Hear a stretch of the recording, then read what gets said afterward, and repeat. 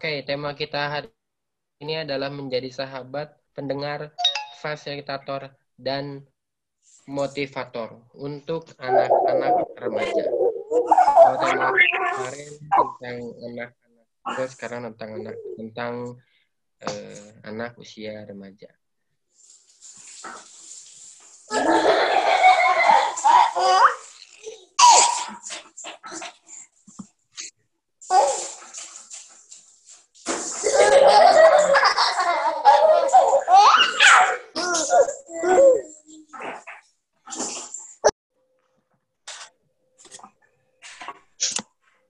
Apakah Bunda Sofi sudah ada, Kak Rizky? Bunda Sofi belum join, Bun. Oke. Ini sesi ini adalah sesi kali ini temanya adalah ini temanya harus buka lagi. Sesi kali ini temanya adalah menjadi sahabat, pendengar, fasilitator, dan motivator untuk anak usia remaja. Dan ini untuk orang tua siswa upgrade SMP dan SMA. Tapi kalau ada orang tua TK, little middle yang mau ikut lagi boleh banget. Mana tahu ada anak putra putrinya yang sudah usia remaja, itu nggak masalah. Silahkan ikut lagi. Ini bebas dan banget. Ya, terbuka untuk umum. Insya Allah ini parade parenting ini akan berlangsung sebulan ya Kak ya? 1 bulan. Nanti akan ada pembahasan. Ini Pak Herdian.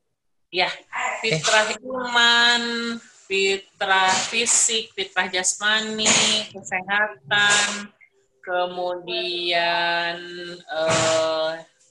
fitrah feminitas, maskulinitas, tentang identitas, agar anak ajak dengan identitasnya.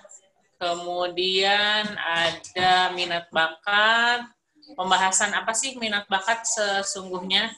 Seringkali kita membahas minat bakat itu hanya aktivitas yang berkaitan dengan profesi tertentu, padahal sebetulnya tidak. Bakat itu ada banyak, mulai dari berempati itu bakat, kemudian harmoni itu bakat, disiplin itu ternyata bakat masuknya, communication itu bakat ya, ada 34 kalau dalam konsep talent mapping.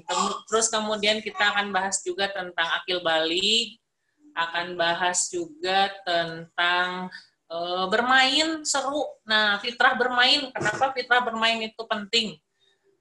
Main doang padahal, tapi sebetulnya itu penting ya. Nah, jadi insya Allah sebulan ke depan, tiap hari Jumat dan Sabtu, akan kita bahas fitrah-fitrah itu tadi. Insya Allah besok sudah mulai bisa dirilis untuk jadwal dan judulnya, karena kita masih menunggu beberapa pemateri yang memfikskan dulu, makanya belum dirilis nih sampai sekarang jadwal fixnya ya, begitu. Oke, kita sapa-sapa dulu ya Kak ya. Ada Bunda Alvin, apa kabar Alvin? Ya. Tuh, Alvin, hai. Kemarin kita ketemu ya. Alvin sekarang ngobrolnya sudah seru. Ngobrolnya udah asyik. Bun, sepertinya Bunda Sofi sudah bergabung. Oh, sudah ada. Ini, tapi sepertinya pakai akun suaminya. Soalnya tapi saya belum tahu nih, belum keluar kameranya. Oh, enggak, ini ada Firdaus Amani. Itu Firdaus Amani betul itu. Ya? Akun dari Biro Psikologi. Tuh. Oh, Firdaus. Oke. Oke, silakan ya Bun, dilanjut. Aku dari sini tetap ngaturin jalannya acara. Oke, thank you Kak Rizky. Ya, sama-sama. Baik, kita mungkin 3 menit lagi kita sapa-sapa dulu ya. Ada Bunda Rizky masih setia membersamai aku. Sudah siap surabi dan kopi? Sudah. Air putih aja. Oh, tolong dikirim ya ke G27 Villa Pasirwangi. Siap, Berasa siap. jadi announcer radio loh aku. Ya kan suka gitu ya. Ada Bunda Arfa juga. Ini wajahnya kok potong ya, Bun. Halo Bunda. Hai. Hai.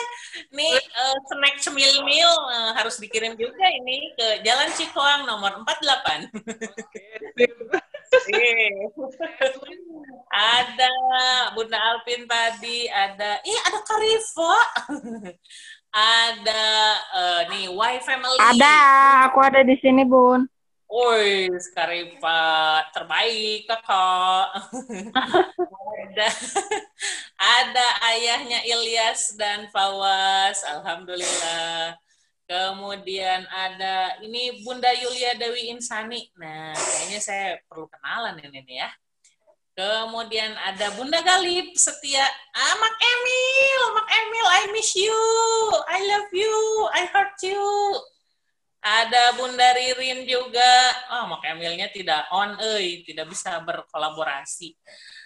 Ada banyak ya, ada Bunda Arum, ada Om Ai juga. Oke, biar lagi sambil ngapa-ngapain. Siapa nih? Aku harus ngetres nih. Oh, Bunda Ririn. Iya, alhamdulillah nih sudah semua sudah siap. Insya Allah 19.33 biar lebih seru.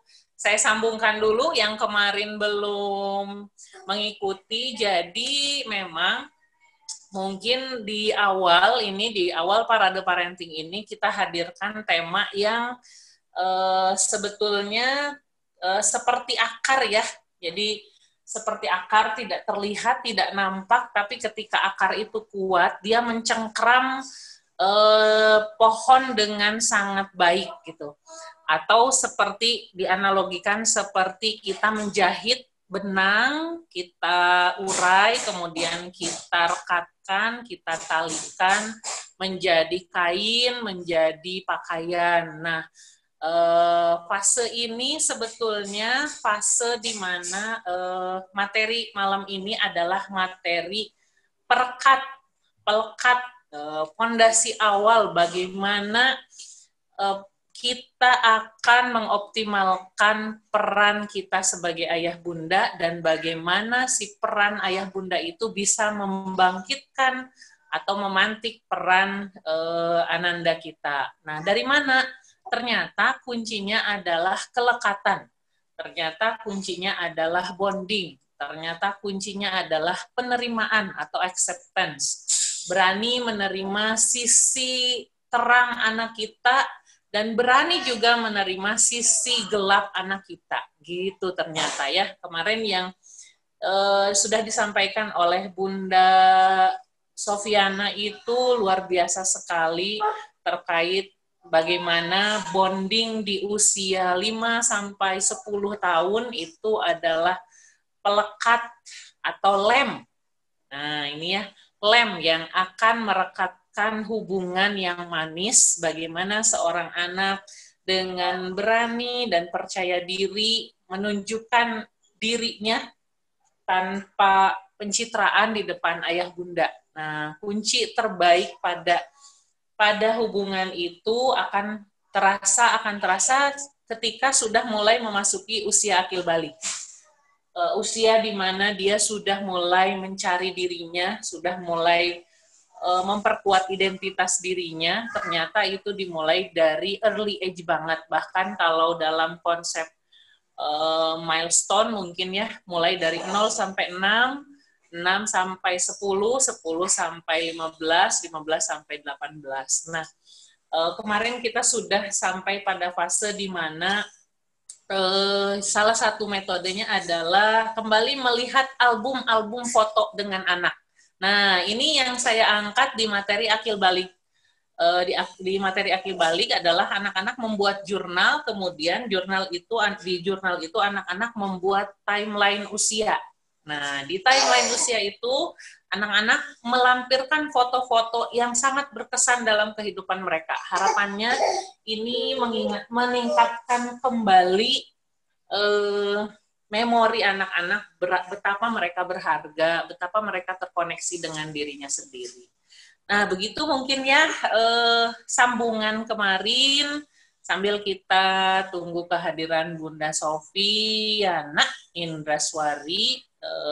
Ada Bunda Devi. Oh, Bunda Sofinya udah ada. Ada Bunda Devi, Bun. Eksis di sini ya nanti. Bunda Devi. Hai. Oke. Ada Bunda Rara. Ada. Hai. Ada Bunda Galib. Saya mah senang nih nyapa-nyapa ya. Berasa jadi announcer radio. Itu mungkin cita-cita yang tertunda dan tidak terkabulkan, jadi berasa saya tuh sekarang lagi jadi penyiar. Oke, biar nggak gabut dengerin saya yang sudah juntrungannya tidak jelas, kita langsung saja mulai materi ini ya. Kita mulai dengan Bismillah bersama-sama. Bismillahirrahmanirrahim. Kita akan memulai satu materi untuk usia 10 sampai 18 tahun bersama Bunda Sofiana Indraswari tentang membangun kelekatan menjadi sahabat fasilitator motivator Ananda di usia 11 sampai 18 tahun. Mangga Bunda, play your magic please. Oke, sebentar saya masukin satu slide terakhir. Oke. Iya. Aduh. Ya, Bismillahirrahmanirrahim. Assalamualaikum warahmatullahi wabarakatuh. Rame, alhamdulillah. Senang banget ngelihatnya. Rame kalau kemarin cuma sedikit ya, Bun. Malam ini lebih rame, alhamdulillah. Mudah-mudahan memperkaya diskusi. Saya jadi tambah semangat. Itu tandanya saya akan mendapatkan ilmu juga yang banyak, insya Allah, dari ayah bunda sekalian. Satu kehormatan bagi saya bisa sharing kepada ayah bunda yang insya Allah dari sisi pengalaman, dari sisi spiritual journey sudah lebih banyak, sudah lebih dulu juga mengawali sebagai hayat scholar ya. Insya Allah kita akan sama-sama berbagi ilmu seperti yang sudah disampaikan oleh Bunda Sri tadi, bahwa bicara mengenai usia 11-18 tahun ini menjadi sebuah usia yang Masya Allah, biasanya disinilah berbagai permasalahan mulai mengemuka gitu ya, mulai kelihatan gitu ya. Kalau dilihat dari dekat, ini wajah saya masih agak pucat. Jadi saya tadi baru selesai klien, cukup panjang ya, sudah selesai dari siang, tapi energinya masih kerasa sampai tadi pada Isya Bunda gitu. Jadi saya mau cerita dulu sedikit ya. Saya kedatangan tamu yang cukup spesial hari ini, yang saya tidak bisa sebutkan namanya gitu ya.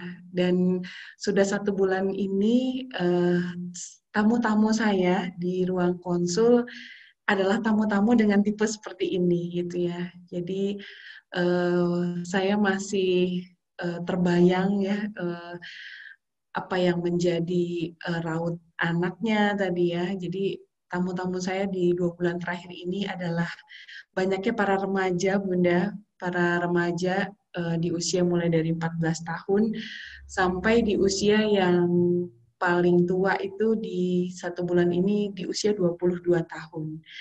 Nah, tamu-tamu saya ini datang tentunya bukan tanpa alasan ya, bukan ngajakin botram ya, tapi datang karena orang tua merasa something wrong sama anakku gitu. Ada yang di-refer dari sekolah, ada yang di-refer dari kampusnya gitu ya. Dan yang membuat hati saya perih 1 bulan ini adalah ternyata banyak orang tua yang saya temukan, ternyata mereka baru tahu anaknya memiliki masalah ya gitu. Dan merasa nggak kenal gitu di usianya yang sudah jauh berjalan gitu. Jadi Masya Allah.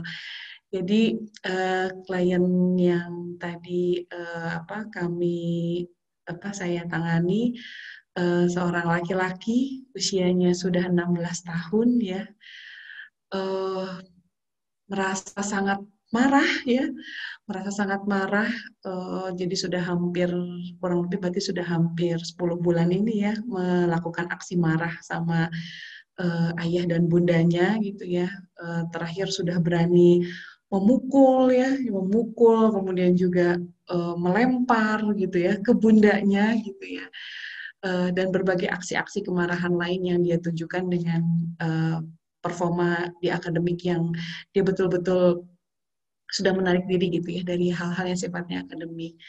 Ada satu hal yang menarik dari penelusuran saya tadi siang, bahwa ternyata dia menuliskan dari kemarahannya. Jadi saya sudah 1 bulan ini di ruang konsul sama dia pun saya nggak dibukain pintu, Bun. Jadi nggak dibukain pintu. Kita kalau bertemu dengan klien-klien pemuda itu eh, kita selalu permission ya, nggak selalu bisa langsung buka pintu gitu ya. Jadi kita selalu permisi dulu. Boleh nggak ya kami sebagai psikolog tuh masuk juga ke ruang utamamu gitu ya.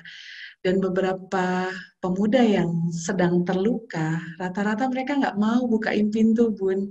Mereka membiarkan kami menunggu di ruang, bukan hanya ruang tamu bahkan gitu ya. Beberapa mereka saking sangat marahnya gitu ya, mereka membiarkan kami menunggu lama di terasnya gitu ya. Hingga akhirnya kami membutuhkan waktu juga. Dan hari ini, Masya Allah, saya baru tahu ternyata kemarahan itu ditunjukkan pada ayah. Jadi satu pesan yang dia mau bilang selama 10 bulan ini dengan aksi brutalnya adalah aku ingin divalidasi sama ayah bahwa hal yang menurutku penting juga penting untuk ayah. Dan aku penting buat ayah. 10 bulan, Bun. Kami melakukan penelusuran dan ternyata hal yang ingin dia sampaikan adalah pesan itu. Dia marah sama ayah, dan aku ingin ayah tahu bahwa aku itu penting. Tapi selama lebih dari 16 tahun ini ya, seusia dia 16 tahun ini, dia tidak merasa punya relationship yang cukup baik dengan ayah. Dia tidak merasa cukup dekat sama ayah.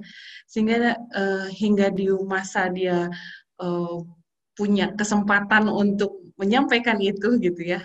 Dia menyampaikan aksi yang sangat mengagetkan seluruh anggota keluarga gitu ya. Dan dia hanya ingin bilang bahwa sebetulnya aku tuh pengen divalidasi sama ayah bahwa aku adalah sosok yang penting.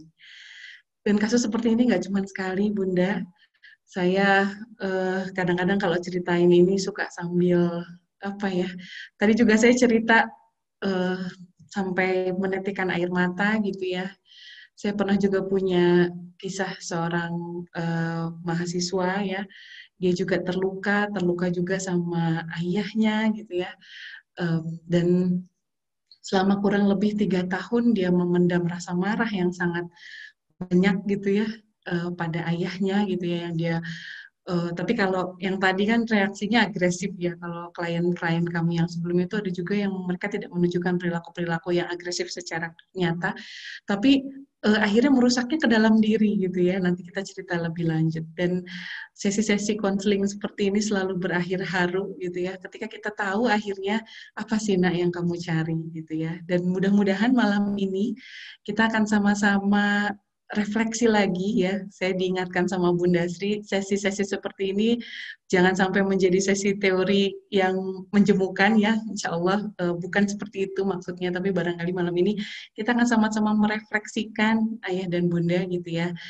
Para bayi ya, anak-anak bayi yang sekarang usianya sudah 11 tahun ini ya, sudah pada balik ini ya. Masihkah kita punya cinta yang sama seperti dulu? Ya, bismillahirrahmanirrahim. Kak, minta tolong di screen-nya, Kak.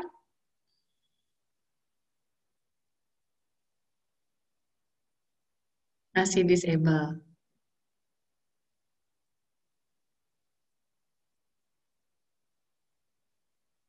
Masih disable, Kak, untuk share screen-nya?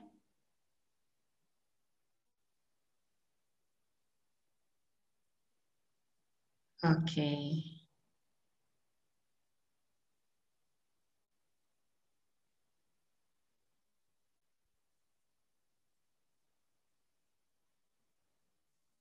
Oke, bismillahirrahmanirrahim. Judulnya saya kasih judulnya sama Bunda dengan judul saya kemarin. Karena sebetulnya apa yang akan kita bahas ini juga sama, hanya nanti kita akan diskusikan konteksnya berbeda. Saya kemarin cerita juga dengan para bunda yang punya putra-putri masih di usia 5-10 tahun, bahwa bicara tentang lem ya, bicara tentang attachment dan bonding ini, kita bicara tentang unconditional love gitu ya. Rasa cinta dan penerimaan yang tanpa syarat ya, yang kemudian nanti unconditional love ini menjadi perekat ya, estafet nilai-nilai keluarga kita ya, menjadi estafet dari apa yang menjadi harapan-harapan kita, dan insya Allah menjadi ini juga ya, menjadi perekat juga dan yang akan menguatkan kita untuk bisa menjadi teman, menjadi motivator, menjadi pendengar para pemuda-pemuda kita ini ya, pemuda-pemudi yang berusia 11-18 tahun. Ya, unconditional love. Jadi kemarin sama Bunda Sri dibonusin lagu loh. Mungkin nanti akhir sesi Bunda Sri perlu nyanyi juga nih. Lagunya Beauty and the Beast nanti kita iringi. Kalau kemarin Bunda Sri cuman disampaikannya pakai lirik lagunya ya. Nanti hari ini mudah-mudahan bisa dinyanyikan, Bun. Iya. Baik. Ya. Ya. Saya sampaikan juga kemarin, Bismillah ya Bunda ya, kita dengan spirit yang sama, para pemuda-pemudi kita ini dengan satu spirit yang sama, kita akan masuk ke surga bareng-bareng, dan semua itu mudah-mudahan terbayar dari semua kesabaran yang insya Allah kita lewati bersama untuk bisa mengantar dia menjemput peran-peran peradabannya insya Allah. Ya, ini kemarin saya agak melo ya, waktu di usia 5-10 tahun, sempat bikin puisi sore-sore ya. Kalau ayah bunda di sini tentunya anak-anaknya sudah lebih besar ya. Saya nggak tahu, masih ngelihat mereka yang sudah usia 11-18 tahun ini, mereka bunda masih suka ini nggak? Masih suka tiba-tiba terpanggil bikin puisi nggak? Boleh dong di chat siapa yang punya anak di usia ini tapi masih pengen bikin puisi, masih suka pengen kalau ngelihat dia tuh masih suka terharu gitu ya, masih ada perasaan-perasaan kok kayaknya kalau ngelihat kakak tuh ya gitu kok cepet sekali besar gitu. Ada nggak ya bunda-bunda di sini? Saya jadi pengen sharing juga. Kalau bunda-bunda di sini kira-kira perasaannya begitu juga nggak gitu ya, kalau kami yang barangkali punya anaknya masih di usia di bawah 10 tahun, rasanya dorongan-dorongan untuk bisa seperti ini masih banyak gitu ya.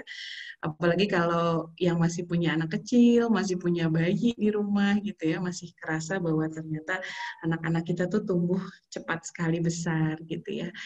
Kalau yang tadinya masih ada dalam ayunan ya, sekarang sudah ada dalam genggaman ya, di dalam pangkuan ya, hingga akhirnya nanti mereka akan ada sampai di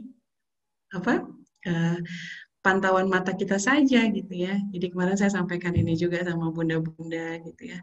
Kalau saya pribadi kadang-kadang kalau melihat mereka besar masih suka kerasa begini Bun gitu ya. Kayaknya kalau lagi sebel-sebelnya gitu ya. Saya suka ingat gitu ya, apalagi biasanya pengalaman kami di ruang konsul, kita tuh suka banyak dosa sama anak pertama ya. Ayah bunda merasa gitu nggak? Kadang-kadang kalau sama anak pertama itu kita suka lupa ya. Dengan mereka itu cinta pertama kita gitu ya. Mungkin ayah bunda di sini yang punya anak-anak usia 11-18 tahun, mereka adalah anak-anak pertama kita gitu ya. Anak-anak pertama yang dulu pada saat kita berdoa kepada Allah tuh doa kita tulus sekali gitu ya. Tapi ternyata ketika mereka besar gitu ya, dengan berbagai hal yang kita lewati gitu, kadang-kadang kita suka lupa gitu ya, doa kita sama dia tuh dulu seindah itu gitu. Coba nanti ayah bunda juga berbagi pengalaman ya, melihat anak-anak yang sekarang sudah jadi pemuda, sudah jadi pemudi, apa sih rasanya gitu ya. Masih ingat nggak gitu ya, pada saat mereka masih di ayun, pada saat mereka di pangku gitu ya, saat mereka untuk berjalan masih kita genggam gitu ya. hingga akhirnya sekarang mungkin entah kapan terakhir kali mereka bisa bermanja-manja sama kita ya. Mungkin nanti saya berharap kita bisa sharing juga apa rasanya gitu ya. Dan saya teringat satu kalimat ini gitu ya. Ketika saya merenung kemarin sore itu, saat itu terjadi nantinya gitu ya. Saat nanti mereka memang betul-betul sudah besar, tanpa kita ada di sampingnya gitu ya. Suka pengen tahu nggak ya, kira-kira kisah apa yang mereka ingat tentang kita gitu. Jadi biasanya saya kalau ketemu klien-klien pemuda, saya bisa melihat gimana sih ayah bundanya gitu ya, dari sorot matanya gitu. Jadi saya melihat betul ya, saya juga menjadi saksi bagaimana anak-anak yang kuat ya, yang mentalnya kuat, yang hatinya tenang, yang mampu untuk fokus dengan apa yang menjadi tujuan hidupnya. Itu saya bisa, seolah saya bisa lihat ada bayangan ayah bundanya di belakangnya gitu ya. Ya itu yang kita sebut dengan estafeta ya, nilai-nilai keluarga yang ayah bundanya saya nggak ketemu gitu, tapi dari sorot mata anaknya, dari sorot mata pemudanya, saya bisa membayangkan bagaimana ayah dan bundanya dulu melakukan banyak hal penanaman nilai-nilai pada mereka. Ya, mudah-mudahan ya bunda ya, nilai-nilai yang baiknya juga banyak yang anak-anak kita ingat. Sehingga kalau kemarin saya bikin puisi tentang itu, tadi pas saya bikin materi tentang ini, saya menuliskan, bayi kecilku yang kini sudah besar, masihkah rasa cinta itu sama seperti dulu?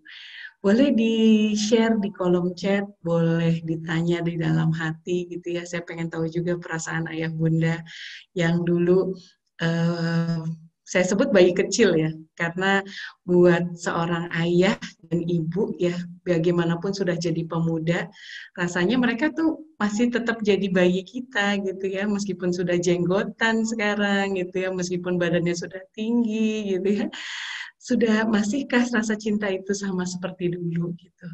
Masih nggak kita ngelihat dia tuh lucu gitu ya, masih nggak kita ngelihat dia tuh sorot matanya tuh sorot mata yang kita kangenin gitu ya. Mudah-mudahan masih ya bunda, karena rasa cinta itulah yang akan jadi lem antara kita dengan dia. Mungkin usianya sekarang sudah semakin besar, mungkin akan ada saatnya sebentar lagi dia juga akan memasuki dunia yang lain pasca sekolah gitu. Tapi ada hal yang tidak akan pernah hilang ya. Hal yang tidak akan pernah hilang adalah rasa cinta yang bunda sama ayahnya tanamin sama dia. Ya, jadi nanti boleh dijawab ya. Jadi saya sebut ini kisah cinta ayah bunda pada kelinci kecilnya gitu ya. Pengalaman kami di ruang konsul ayah dan bunda, seorang anak betapapun dia sudah besar, dia tetap jadi kelinci kecil buat ayah bundanya gitu, yang masih kangen dipeluk ya, sama seperti kita lah. Kalau kita pulang saja ya, sudah seusia sekarang, sudah menjadi orang tua gitu ya, kita selalu rindu masakan ibu kita selalu rindu untuk pulang, kita selalu kangen lihat kamar kita selalu rindu sama kata-katanya orang tua kita selalu rindu dengan teduhnya mata bapak kita gitu. Dan itulah juga kita harap yang akan ada melekat ya. Jadi saya ingin bilang di awal, percayalah bunda, ada hal yang tidak akan hilang meskipun usianya sudah semakin besar. Dan itu, kata itu bernama rasa cinta. Ya, saya refleksi saya yang berikutnya, kau sudah berjalan jauh nak, gitu ya, sudah banyak hal yang kau pelajari gitu. Apa yang kau ingat tentang aku gitu. Jadi sesekali sama para pemuda kita cobalah bertanya ya, gitu. Coba kita tanya, coba kita refleksikan gitu ya. Kalau di ruang konsul saya suka tanya begini sama para pemuda gitu. Tadi saya bilang meskipun saya nggak ketemu ayah bundanya, saya bisa tahu siapa ayah bundanya. Saya punya satu cerita yang menarik. Saya mewawancara seorang tua, sepasang orang tua di sebuah sekolah. Pada saat saya mewawancara orang tua tersebut ya, orang tuanya masih muda, kelahiran tahun 91. Pada saat dia bicara ya, saya seperti melihat seseorang, tapi saya nggak tahu siapa, tapi kok kayaknya saya pernah lihat gitu, tapi saya nggak tahu di mana. militansinya, cara dia bicara, cara dia melakukan gagasan-gagasan gitu. Tapi saya nggak tahu ini anaknya siapa kan. Kalau dalam biografi kita mewawancara orang tua tuh saya cuma punya data nama anak yang mau sekolah sama data siapa orang tuanya. Saya nggak punya data siapa kakeknya kan gitu. Jadi saya cuma punya datanya sampai situ. Dia cerita gitu ya. Kemudian ada satu pertanyaan dalam dokumen ayah. Jadi kami di Amani ada penelusuran dokumen keluarga namanya. Jadi ada penelusuran ayah, penelusuran bunda, ada dokumen anak. Di dokumen ayah itu saya tanya gitu ya, apa pengalaman yang paling berkesan dari ayah sewaktu ayah masih kecil gitu ya. Yang ayah menuliskan, saya sangat suka berternak. Ya, jadi dia sangat suka dengan dunia peternakan dan sampai sekarang pengalaman waktu kecilnya dia diajari bernaknya berternak ini ya domba gitu ya, itu punya kenangan yang sangat melekat dan akhirnya menjadikan dia sekarang menjadi salah satu CEO perusahaan ini ya akikah besar di Indonesia gitu. Mungkin ayah bunda bisa tebak siapa yang sedang saya wawancara. Saya nggak tahu siapa kakek dari anak ini gitu ya. Ternyata saya tanya gitu, tapi saya nggak berani tanya ya. Setelah selesai sesinya saya konfirm kepada pihak sekolah. Punten kalau kakek atas nama Ananda ini tuh siapa ya gitu. Dan ternyata betul dugaan saya. Ternyata saya mewawancara putranya Abu Syauki.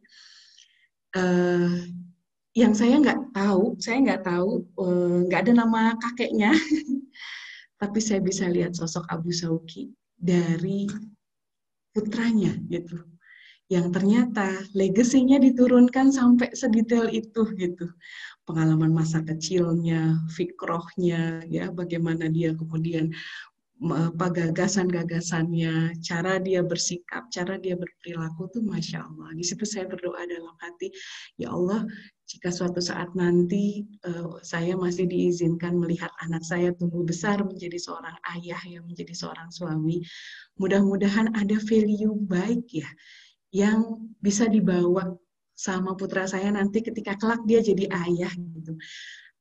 Ada value yang bisa dibawa sama anak saya ketika kelak dia menjadi seorang suami gitu.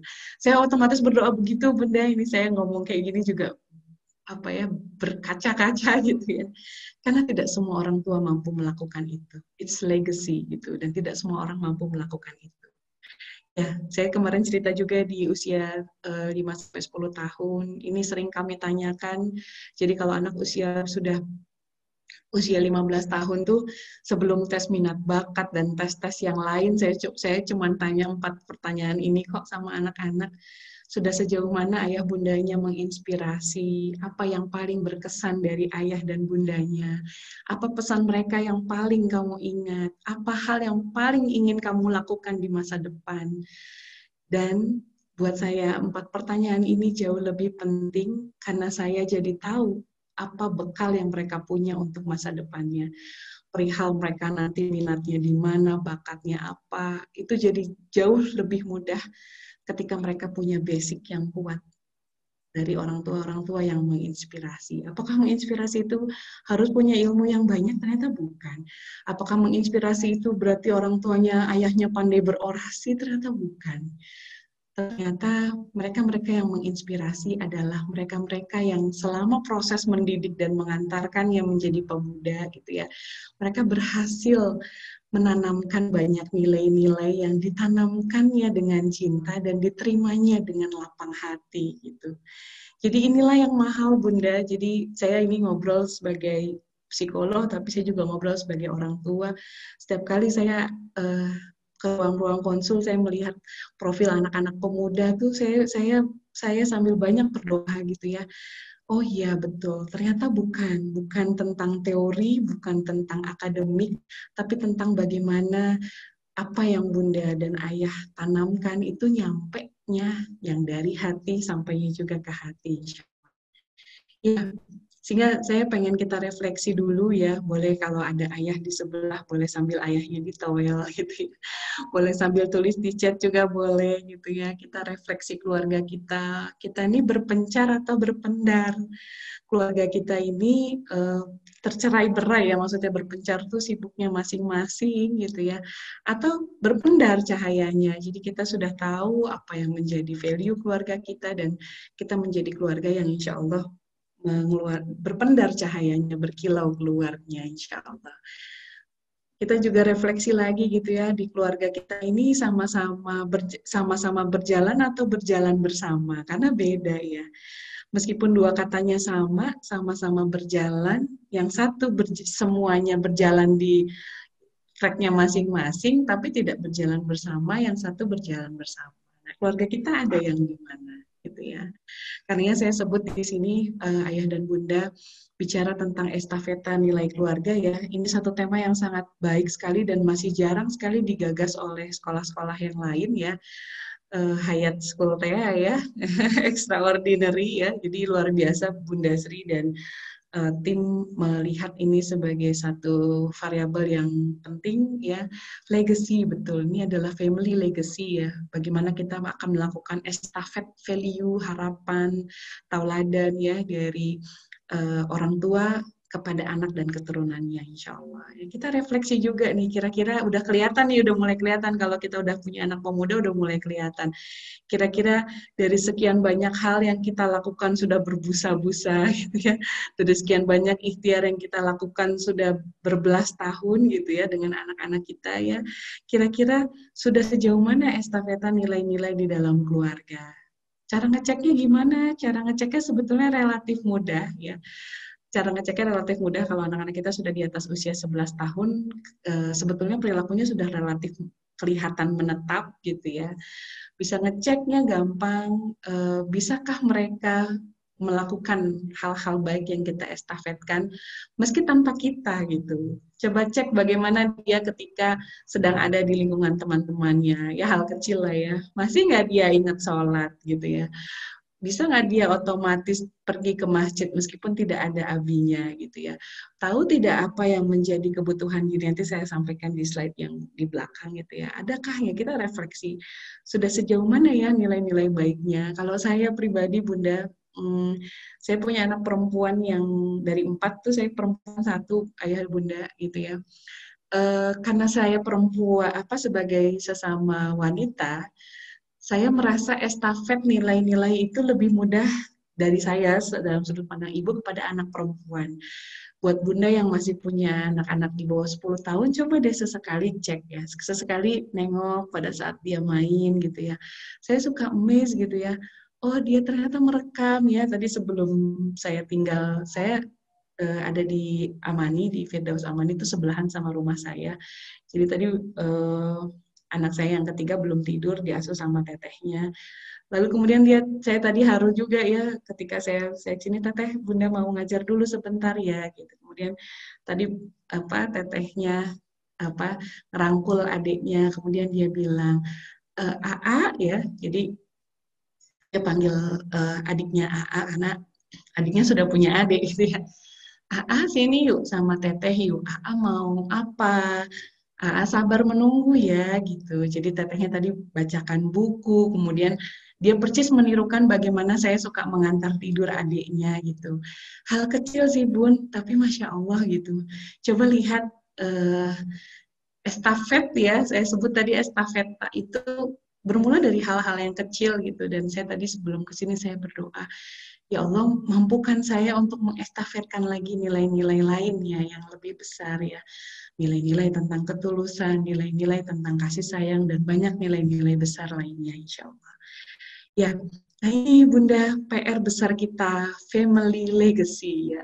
Saya akhirnya menuliskan ini dengan lebih tegas di usia ini karena saya sih berharap sudah mulai kelihatan kalau di usia 5-10 tahun usianya masih usia menanam ya gitu.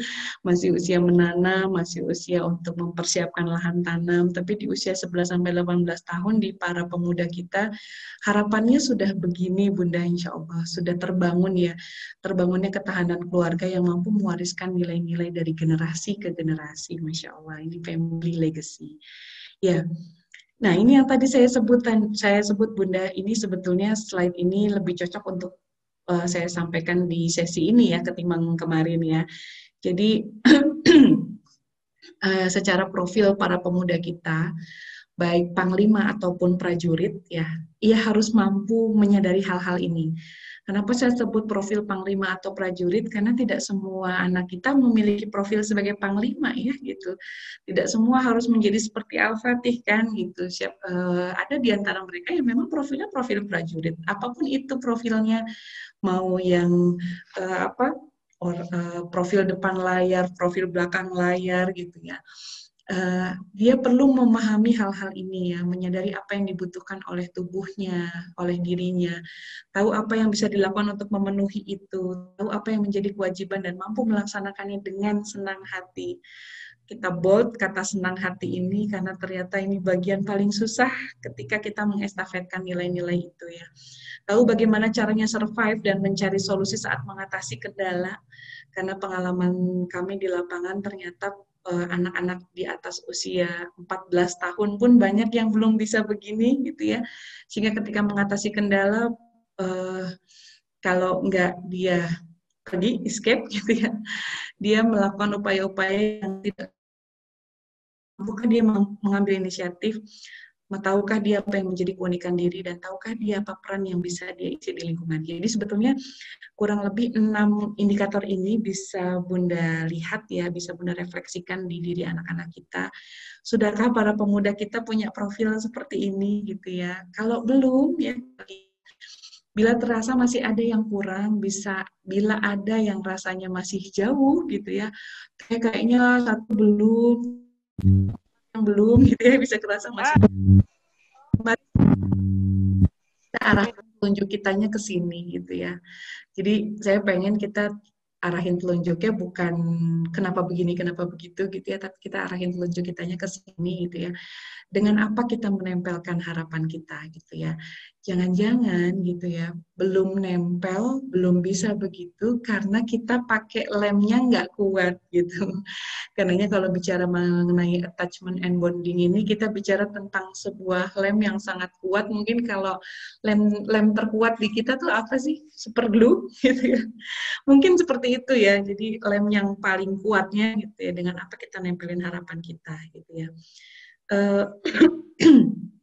Saya sebut ini kisah cinta yang patah ya. Jadi hampir sebulan kemarin tuh kami banyak memediasi cinta yang patah gitu ya, cinta yang patah dari hubungan antara anak dengan orang tuanya. Beberapa orang tua yang punya anak usia di atas 14 tahun biasanya datang kepada kami dan bilang begini, Bun, Teh, saya nggak tahu apa yang terjadi. Anakku tiba-tiba berubah gitu ya. Anakku tiba-tiba berubah. Anakku tiba-tiba dulunya anak baik kok gitu ya. Tapi kok sekarang gitu ya. Rasanya kok kayak kami nggak kenal gitu ya. Dulunya rajin sholat kok Teh gitu. Tapi kok sekarang gitu ya. Untuk sholat aja saya kemarin mediasi beberapa keluarga ya, relasi antara orang tua dengan anak yang anak-anaknya sudah jadi pemuda tapi hubungan untuk kewajiban diri sendiri masih seperti transaksi gitu. Jadi saya menjumpai satu keluarga yang kerjain tugasnya gitu ya, kerjain tugas bahasa Inggris, main game 10 menit gitu misalnya. Nanti kalau sholat subuh ditambah kuota 2 giga gitu misalnya gitu. Jadi tukar menukar gitu ya gitu. Yang saya bilang mau sampai kapan ya kita mau transaksional begini sama anak-anak kita gitu. Tandanya itu sebetulnya kalau kita mau jujur, kita mesti jujur sama diri kita sendiri, tandanya belum nempel. dia belum tahu apa yang harus dilakukan. Dan pada akhirnya ini juga kemarin kita masuk dalam proses diskusi ya, dalam mungkin dari apa yang tadi saya kemukakan, mungkin beberapa ya Bunda juga berpikir, oh iya ya, tapi kayaknya kan itu kondisi ideal ya. Gimana kalau nggak, gimana kalau belum, gimana kalau ternyata anakku begini, anakku begitu ya tadi ya ketika telunjuknya kita ngelihat ada hal-hal yang kurang, telunjuknya arahnya ke sini apa keluar gitu. Dan ayo kita sama-sama arahin telunjuknya ke dalam sini karena parents is agent of change-nya itu di parents, bukan di anak. Jadi akan pengalaman kami susah sekali kita melakukan satu proses perubahan perilaku di anak-anak kalau kita berharap perubahannya munculnya dari sisi anak. Ya, itu akan kerasa capek ya. Kemarin juga saya di diskusi di usia 5 sampai 10 tahun, kok kayaknya capek ya Teh gitu, kok kayaknya kita udah banyak yang kita lakukan, tapi kok kayaknya anaknya nggak berubah-berubah gitu ya. Nanti kita akan diskusikan ya, sejauh mana parents bisa menjadi agent of change-nya insya Allah. Ya, secara psikologis ayah dan bunda sebetulnya relasi antara seorang anak dengan orang tuanya itu kemarin saya sebut sedikit di sesi 5-10 tahun, kita sebut ini filial relationship ya. Bunda sama ayah kalau mau pelajari lebih lanjut, ini buku-bukunya sudah banyak ya, meskipun memang masih populernya di luar. Jadi sampai ada child parent relationship itu kita sebut CPR ya, itu kalau mau belajar sudah banyak sekali kok bahan-bahan belajarnya ini tentang filial relationship. Jadi filial relationship itu kalau tadi bahasa bundanya tuh, bahasa Bunda Sri di Hayat itu, kita mewarisi satu ikatannya tuh ikatan yang kuat dan ikatannya menguatkan gitu. Nah dalam term ini kita sebut dengan filial relationship, mengandung beberapa kata kunci ini Bun.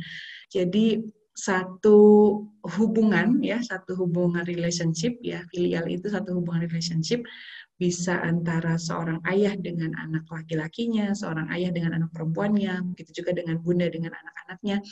Yang di dalamnya tuh kita respectful, jadi kitanya menunjukkan satu sikap yang respect, ada dedikasi, jadi bukan interaksi selewat gitu, bukan interaksi yang selewat doang, enggak, tapi memang ada satu dedikasi, devote, itu refers to kitanya fokus gitu ya, ada loyal, ada kesetiaan ya yang kita bangun, faithful, affectionate, dan rasa cinta yang kita transfer dari generasi ke generasi. Jadi Bunda bisa bayangkan kalau kita bisa punya relasi yang kayak gini sama para pemuda kita ya, relasi yang respect ya, yang penuh dedikasi gitu ya, yang penuh cinta gitu.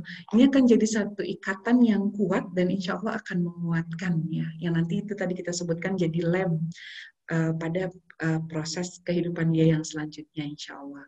Ini kemarin saya sempat bahas sedikit juga Bunda, jadi jangan main-main sama cinta. Jadi kenapa unconditional love menjadi hal yang penting, karena ketika sudah ada love hormone itu dia bisa mengarahkan banyak hal-hal ajaib lainnya ya. Jadi hormon cinta yang dikeluarkan oleh oksitosin, dia akan mengeluarkan hormon merasa feel good ya.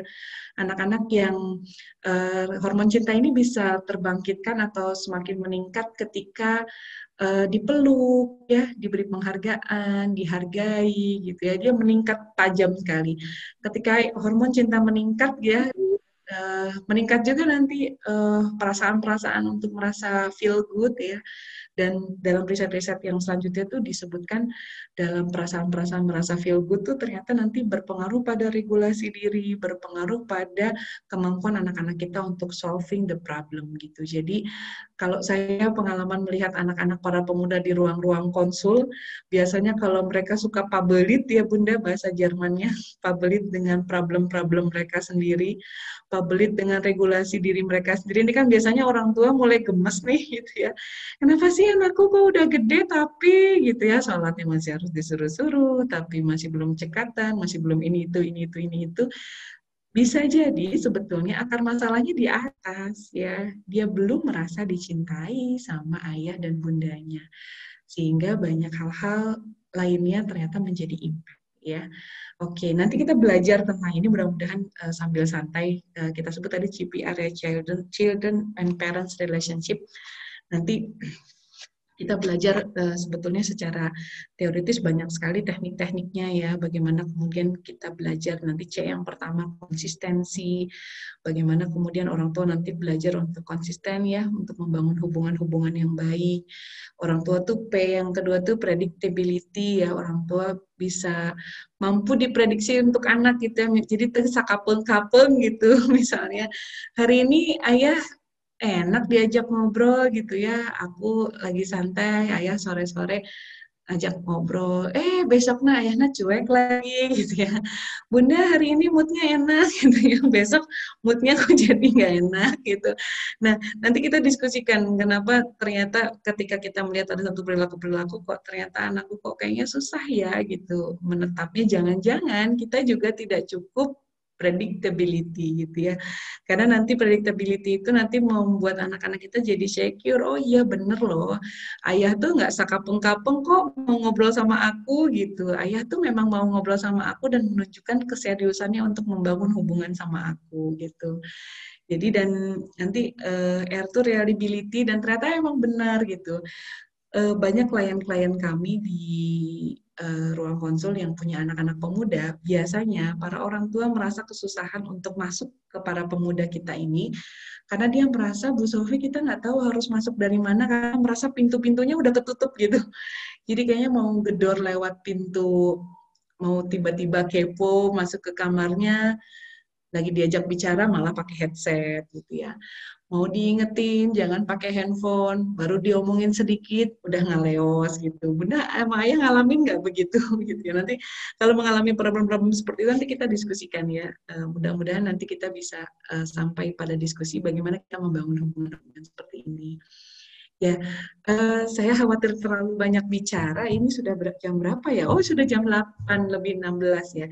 Nanti kita akan refleksikan bersama-sama bagaimana relasi kita dengan anak kita ya.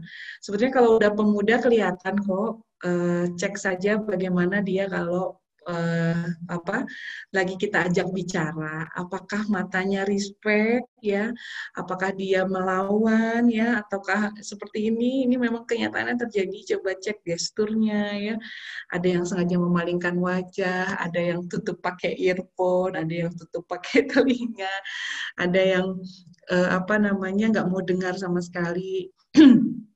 Nah, jadi ini saya sering tanya, seperti apa relasi yang kita bangun dengan pemuda kita ini? Jadi teman apa jadi petugas? Jadi teman kok Bun, teman yang galak gitu ya. Teman yang galak it means petugas ya. Itu ya. Jadi ini ya Bunda, nanti kita diskusikan koneksi dan relasi yang baik di dalam keluarga ini jadi harga yang sangat mahal.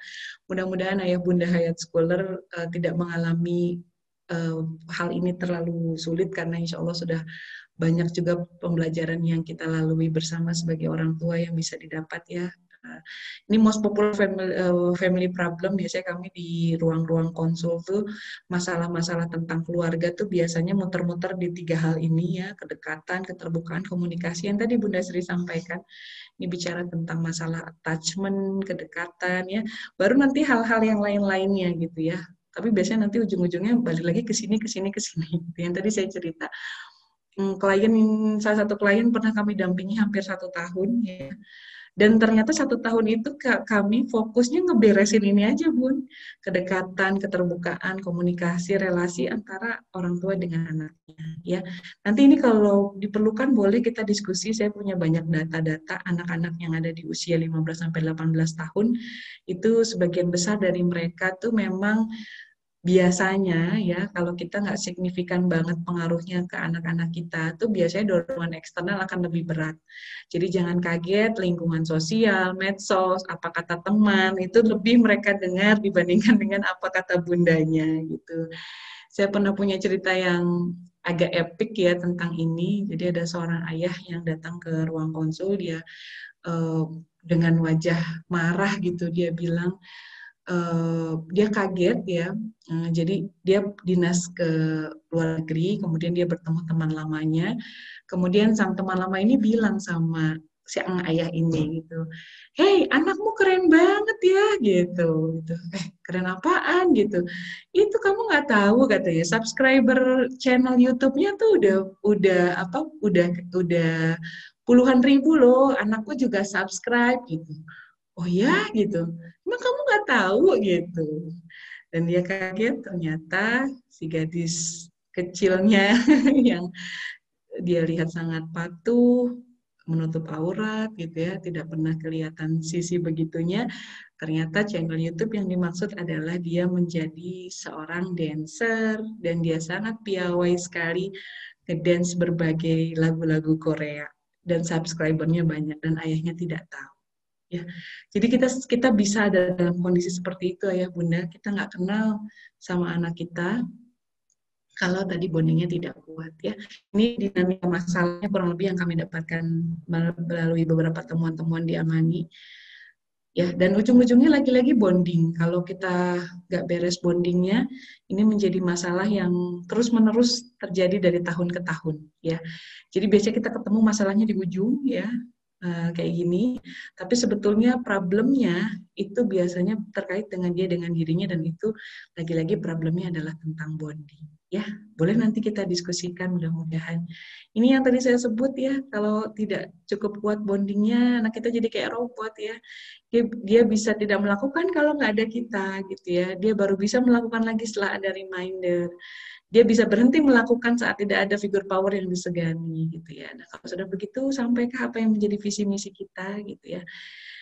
Itu ayah bunda ya, karena ini faktanya menanamkan keyakinan tidak semudah mengajarkan keterampilan. Ya, dan menanamkan kesadaran tidak semudah mengajarkan kebiasaan. Karena lagi-lagi tadi kata kuncinya lemnya adalah cinta yang tulus dari kita, kelekatan yang akan menempelkan apa yang menjadi harapan-harapan kita pada mereka. Ya, saya kira sampai sini dulu, Bunda. Khawatir terlalu lama, nanti tahu-tahu udah jam 12. Iya, kita ngobrol aja kali ya, Bunda ya. Mangga, saya akan kembali sama Bunda. Masya Allah ya. Tuh kan, kalau beliau sudah ngomong itu ya, luar biasa. Ya, kalau kata, saya pinjam bahasanya Bunda Rara nih. Kayak nempelin pipi di siang hari, di ubin masjid, adem gitu ya. Masya Allah. Tergantung ubinnya loh, Terara. Ada enggak. Ubin masjid itu selalu nyaman kok. Tuh, kok kayak baru 15 menit katanya. Iya, Bun. Masih ada 30 menit ke depan, tolong ya. Kayaknya di Hayatma itu jadi jadi obrolan tadi hanya 5 menit, Bunda. Siap. Iya. Diskusi. Iya, alhamdulillah ya Bunda. Terima kasih banyak. Ini memang kalau Bunda mungkin di ruang konsul, di ruang terapi yang saya rasakan justru memang kisah-kisah di mana teman-teman itu bukan teman-teman ya, usia-usia ini usia-usia yang tidak ingin dikawal sepertinya ya, tidak ingin pakai helikopter view mungkin ya, tidak ingin di CCTV-in kalau bahasanya Kariski mah gitu. Tapi ya itu tadi, begitu kita sangat kepo, sangat ingin tahu, sangat khawatir mungkin. Dan kalau saya meraba diri, meraba rasa, mungkin kekhawatiran itu karena kita sebetulnya takut ada sisi tergelap anak kita yang tidak kita tahu, dan itu membuka semua hubungan yang sebetulnya mungkin belum kokoh itu ya. Jadi tantangan terbesar sebetulnya bukan menghadapi anak, tapi menghadapi asumsi kita sendiri sebetulnya, Mbak Bunda. Ya, betul. Menghadapi rasa takut kita sendiri ketika satu saat anak menunjukkan sisi tergelapnya, mungkin itu yang seringkali dirasakan oleh orang tua. Bagaimana jika, nah gitu ya, itu bahasa itu tuh, aduh, horor banget gitu ya. Gimana kalau gitu ya, kan kalau nanti begini, harusnya begini. Nah, bahasa-bahasa yang saya lihat mungkin seringkali jawaban terbaiknya adalah kuncinya adalah tawakal sebetulnya. Tapi kan tawakal juga perlu ilmu. Nah itu ya, bukan sekedar tawakal toswe kumaha Allah, bukan begitu juga, tapi lebih ke mungkin di mana sekarang tsunami informasi, kemudian tsunami media, itu kan membuat kita kadang menjadi inferior. Kalau pakai bahasa anak sekarang mah, kami ini para ibu yang insecure sebetulnya ya. Menjadi ibu-ibu yang insecure gitu. Bisa nggak ya anak kita gitu? Kebukti nggak ya didikan kita? Mungkin sebetulnya itu pertanyaan-pertanyaan terbesar. Bukan meragukan anak, tapi mungkin lebih ke meragukan diri sendiri sebetulnya. Mungkin begitu ya yang saya coba raba-rasa, merabai para orang tua dan merabai orang tua yang ada yang dirasakan saat ini adalah sebetulnya mempertanyakan diri sendiri. Tadi mungkin kunci utamanya adalah ketika kita mau mengajarkan keyakinan kepada anak, apakah kita sendiri sudah benar-benar yakin dengan diri kita? Mungkin itu ya Bunda ya. Ya, betul Bunda. Saya ikutan nulis. Kalau tadi kata Bunda, saya kayak ubin masjid ya. Itu kayak apa ya Terara ya, kalau kita sebut sebagai puisi itu pokoknya sesuatu yang tiba-tiba kalau dengar tuh jadinya kenyang terus apek gitu. Apa seperti spring bed ya Bun? Dan lepilo ya.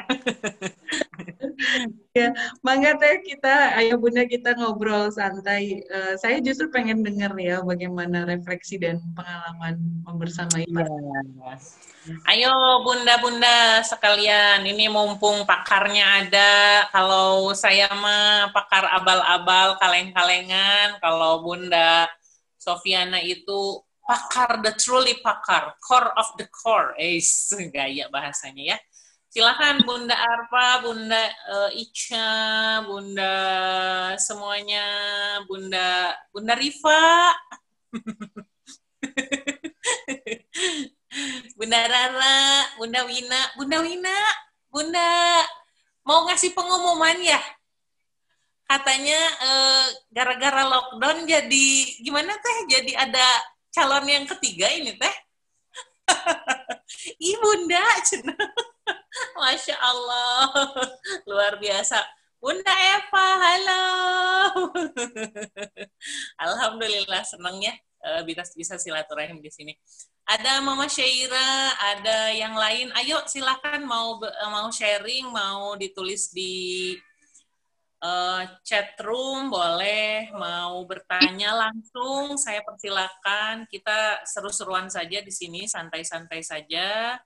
Ini bukan forum resmi ya, maksudnya yang formal banget ya, seperti biasa Hayat School karena non formal ya. Ininya juga pertemuannya juga non formal. Hanya yang kurang itu adalah Atimaung. You know Atimaung? Atimaung itu Atimaung itu saudaranya Dendeng Balado. Ya, itu yang kurang. Tapi insya Allah tidak mengurangi kekhidmatan kita mendengarkan Bunda Sofiana, dan mungkin ini seperti kembali merefresh kembali bagaimana hubungan pedometer atau meteran koneksi kita dengan Ananda yang mungkin sudah usianya sudah lebih di atas 10 tahun. Mangga silakan kalau ada yang mau bertanya langsung ya, lambaikan tangan. Kita sambil ngobrol-ngobrol. Melambaikan tangan, Bun. Ya, siapa? Bu Rara tadi melambaikan tangan. Silahkan tuh, udah mulai. Iya. Kata Bunda Arfa, ngecas diri untuk menjadi ibu yang tangguh. Luar biasa, tangguh ya. Iya.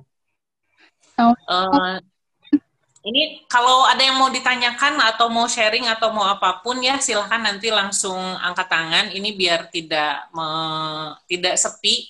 Jadi tadi pagi saya ditanya, kebetulan di materi akil balik SMA itu kita sedang membahas hormon dopamin. Kenapa sih anak-anak usia muda-mudi usia 15 ke atas itu senang banget memilih melakukan hal-hal yang konyol, kadang luar biasa, kadang mungkin challenging gitu ya. Ternyata memang usia itu ketika hormon sangat aktif itu kan memang adrenalin mungkin sedang tinggi-tingginya, keinginan untuk mencoba hal-hal yang rada nyerempet-nyerempet bahaya itu tinggi. Nah, apa yang harus diajarkan? Yang diajarkan itu adalah menimbang rasa, menimbang pemikiran gitu ya. Menimbang rasa, menimbang pemikiran itu artinya dia menimbang apa sih konsekuensi kalau aku mengambil keputusan ini, apa sih resikonya, apa akibatnya, apa efeknya, bagaimana efeknya ke aku, bagaimana efeknya ke orang tua, ke keluarga gitu ya, ke inner circle, dan ternyata apa namanya seringkali mungkin karena kita terlalu kuat CCTV-nya sehingga anak merasa tidak bisa berekspresi di depan orang tua. Nah, kemudian saya ditanya oleh fasilitator, Bun, gimana caranya mengaktifkan, melatih apa namanya prefrontal cortex? Prefrontal cortex itu kalau bahasa kita mah pengambilan keputusan, perencanaan diri, spiritual ya. Mungkin Bunda Sofiana lebih lebih bisa menjelaskan tentang PFC ini. Saya bilang mungkin kalau udah usia 15 tahun kita harus ngetrace, bikin peta masalah apa aja sih yang udah dia lalui, pengasuhan seperti apa sih yang sudah dia lalui. Nah, orang tua mau tidak merendahkan hati, menggali lagi di mana miss-nya gitu ya, karena ternyata self-regulasi, pengambilan keputusan, perencanaan diri, ini ternyata ada sangat erat kaitannya dengan koneksi gitu. Nah, sepertinya di chat room sudah banyak pertanyaan. Bun, Ya, Kak. tadi Bunda Rara mau udah angkat tangan kayaknya mau pakai audio. Oh iya, maaf. Maaf Bunda Rara, saya sebagai operator tidak peka. Silakan Bunda Rara. Assalamualaikum warahmatullahi wabarakatuh. Salam kenal semuanya, Ayah Bunda. Saya newcomer. Ya, newcomer, silakan masuk, duduk di samping. Samping pintu maksudnya. Berkaca-kaca, sampai speechless, nggak bisa berkata-kata. Teh Sophie sebenarnya gini ya, saya setuju banget kalau misalnya pendidikan itu adalah sebuah spiritual journey gitu. Apa namanya, seperti melihat dalam diri sendiri gitu. Apalagi mendampingi anak yang masuk usia remaja gitu ya, TOP, Rara tuh sebenarnya punya apa ya, punya fobia sendiri gitu terhadap anak remaja gitu, karena masa remaja Rara tuh aduh begajulan gitu. Bandel banget gitu, sehingga kalau Rara yang jadi orang tua Rara pada saat itu, Rara kayaknya nggak sanggup deh gitu ngadepin anak dengan apa namanya, apa ya, dengan reaksi yang meledak-ledak kayak gitu kayak. Jadi Rara tuh kadang apa Rara overprotective gitu ya ke anak gitu. Terus sehingga ada indikasi dia memendam emosi kayak gitu. Karena kan kalau diajak ngobrol mah sering gitu ya TOP, Bu Sri gitu, sering diajak ngobrol gitu ya, kencan berdua gitu ya. Cuman kan itu subjektif Rara gitu. Kayak rasa-rasanya nggak ada masalah sih sama si anak ini gitu. Tapi Rara sendiri belum sanggup kalau misalnya one day gitu ya, Rara teh menemukan sisi tergelap si anak baik ini, gitu, si kelinci manis Bani Hani Bani ini gitu. Aduh, Rara gemeteran nih ngomongnya juga gitu. Karena apa namanya, kan mendidik anak mah nggak bisa cuma ngandelin doa gitu. Jadi menurut Teh Hopi gitu ya, supaya mau apa? Supaya apa namanya? Halo. Foto. Halo, iya Teh. Iya. Menurut Teh Hopi gitu ya, gimana caranya biar kita orang tua tuh CCTV-nya tuh nggak terlalu ketat teuing gitu ke anak remaja gitu ya. Terus indikatornya si anak itu mendam emosi atau apa namanya memendam indikatornya apa sih gitu kalau si anak tuh mulai punya masalah atau koneksinya itu mulai miss gitu, miskoneksi gitu dengan orang tuanya gitu. Tapi punten tadi yang sharing Rara keputus nggak? Yang tentang Rara merasa fobia dengan anak remaja.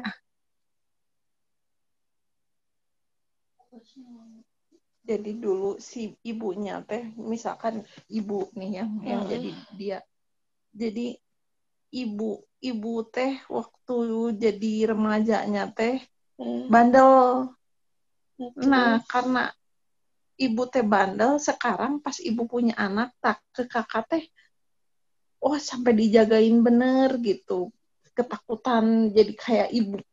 Kakak teh ibu teh ketakutan, kakak jadi kayak ibu waktu dulu. Ngerti nggak?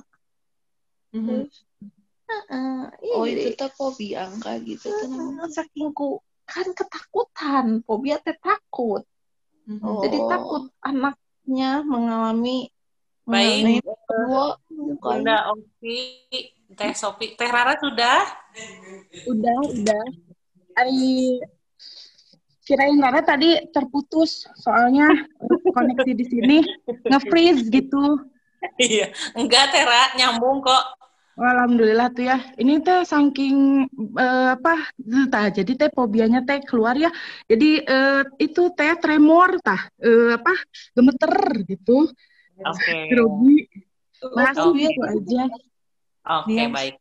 Siap ya. Jadi kadang seringkali mungkin kita merasa aku nggak punya bahwa fobia kita mungkin apa-apa. bisa jadi apakah kita belum acceptance dengan diri kita sendiri dan masa remaja kita, sehingga ketika kita sekarang memiliki anak, kita memiliki kekhawatiran bahwa anak kita akan seperti kita mungkin ya, garis besarnya seperti itu. Nah, kita sambil nunggu Teh Sofiana ya, ada beberapa juga pertanyaan. Ada apa, Saki? Mengap sisi tergelap ya. Ada apa?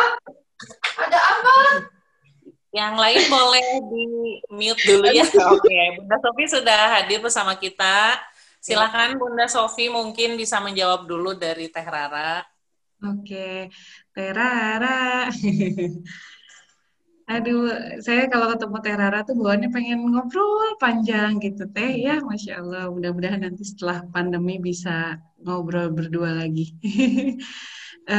Tadi sebetulnya kalau saya insya Allah bisa memahami ketika kita sudah punya anak yang beranjak jadi pemuda, pemudi, sudah balik, itu kan pasti rasa deg-degannya lebih banyak ya Teh ya gitu.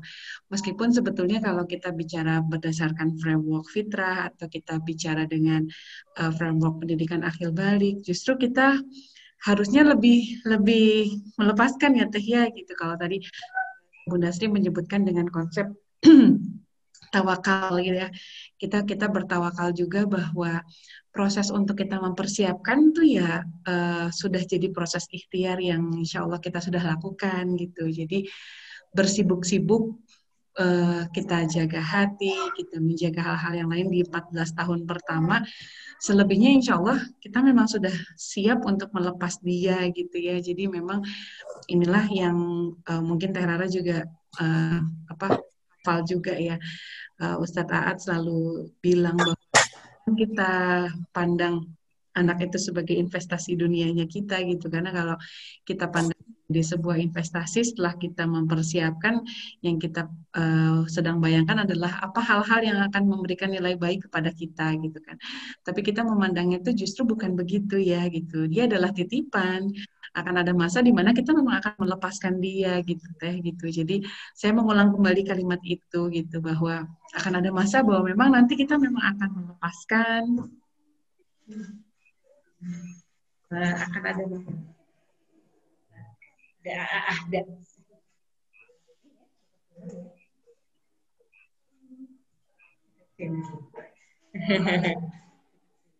Oke, pengen sambil dipeluk satu. Jadi akan ada masanya di mana memang saya pribadi melihat sudah mulai harus dilepaskan gitu teh, perasaan kita memilikinya, perasaan kita terhadap hal-hal yang tidak selalu bisa kita prediksi gitu. Tapi kekhawatiran itu saya kira wajar teh gitu. Menjadi tidak wajar adalah ketika kita menjadi over antisipatif gitu ya, dan membuat justru relasi kita sama anak jadi nggak enak gitu kan. Barangkali seninya justru di situ ya, mendampingi para pemuda teh ya gitu. Antara rasa sayang, rasa cemas, rasa hal-hal yang tadi ya kalau Bunda Sri sebutkan, tantangan paling besarnya itu adalah kita berdamai dengan ketakutan-ketakutan diri kita sendiri kan teh gitu, yang sebenarnya belum tentu terjadi sebetulnya gitu. Jadi seiring dengan kitanya bertawakal, kita melepaskan dan memberikan keyakinan tuh sebetulnya insya Allah disitulah letak pertolongan Allah kan teh gitu. Jadi kenapa kita tidak boleh mengandalkan kekuatan kita sendiri ya, kalau kita mengandalkan kekuatan kita nanti tidak ada campur tangan Allah di sana gitu. Saya yakin lah bab itu Mas Teh Rara sudah khatam insya Allah, kita tinggal praktekna insya Allah. Tinggal praktekna insya Allah gitu. Jadi saya kira areanya adalah pada area tawakal. Kalau tadi pertanyaan kedua, kapan sih teh kita ngerasa kok kayaknya kita misconnect sama anak gitu ya? Saya teh kemarin sampaikan sama Bunda Sri, saya malah kelupaan. Nanti kalau perlu saya share di grup keluarga Hayat. Sebetulnya secara psikologis ada skalanya Teh Rara. Jadi ada skalanya yang bisa memperlihatkan kepada kita apakah sebetulnya relasi kita sama anak kita tuh cukup baik gitu ya. Tapi sebetulnya skala itu bukanlah segala-galanya. Karena saya yakin sebetulnya orang tua lah yang punya punya kemampuan mengamati lebih baik gitu ya tentang anak-anaknya gitu. Tapi kalau diperlukan, nih saya sambil share juga di sini, kalau diperlukan sebetulnya bisa begini Teh Ra. Jadi saya sih sebetulnya dalam kalau ini kata Bu Alis Arianto ya, beliau adalah salah satu guru besar di psikologi klinis anak ya. Beliau menyebutkan ada teori ABCD, katanya beliau sebut teori ABCD. Jadi sebetulnya ini jadi seperti form checklist harian lah teh gitu ya. Mun bahasa kitanya mungkin seperti mutabaah yaumiyah lah gitu ya, ini tadi mutabaah, seperti di mutabaah sehari-harinya teh kita dengan per satu anak ya. Jadi kalau kita punya anaknya ada 3, ada 4, maka satu-satu nih di mutabaah gitu ya. Sejauh mana kita sudah cukup punya afeksi kah sama anak kita yang pertama gitu ya. Sudah cukup acceptance kah terhadap dirinya gitu ya. Sudah cukup punya boundary nggak? Ada affection, tetap harus punya batas juga ya antara kita dengan anak kita gitu ya. Sudah connect belum gitu, sudah curious belum ya, curiosity-nya kita tertarik nggak sih sama apa yang anak kita lakukan gitu.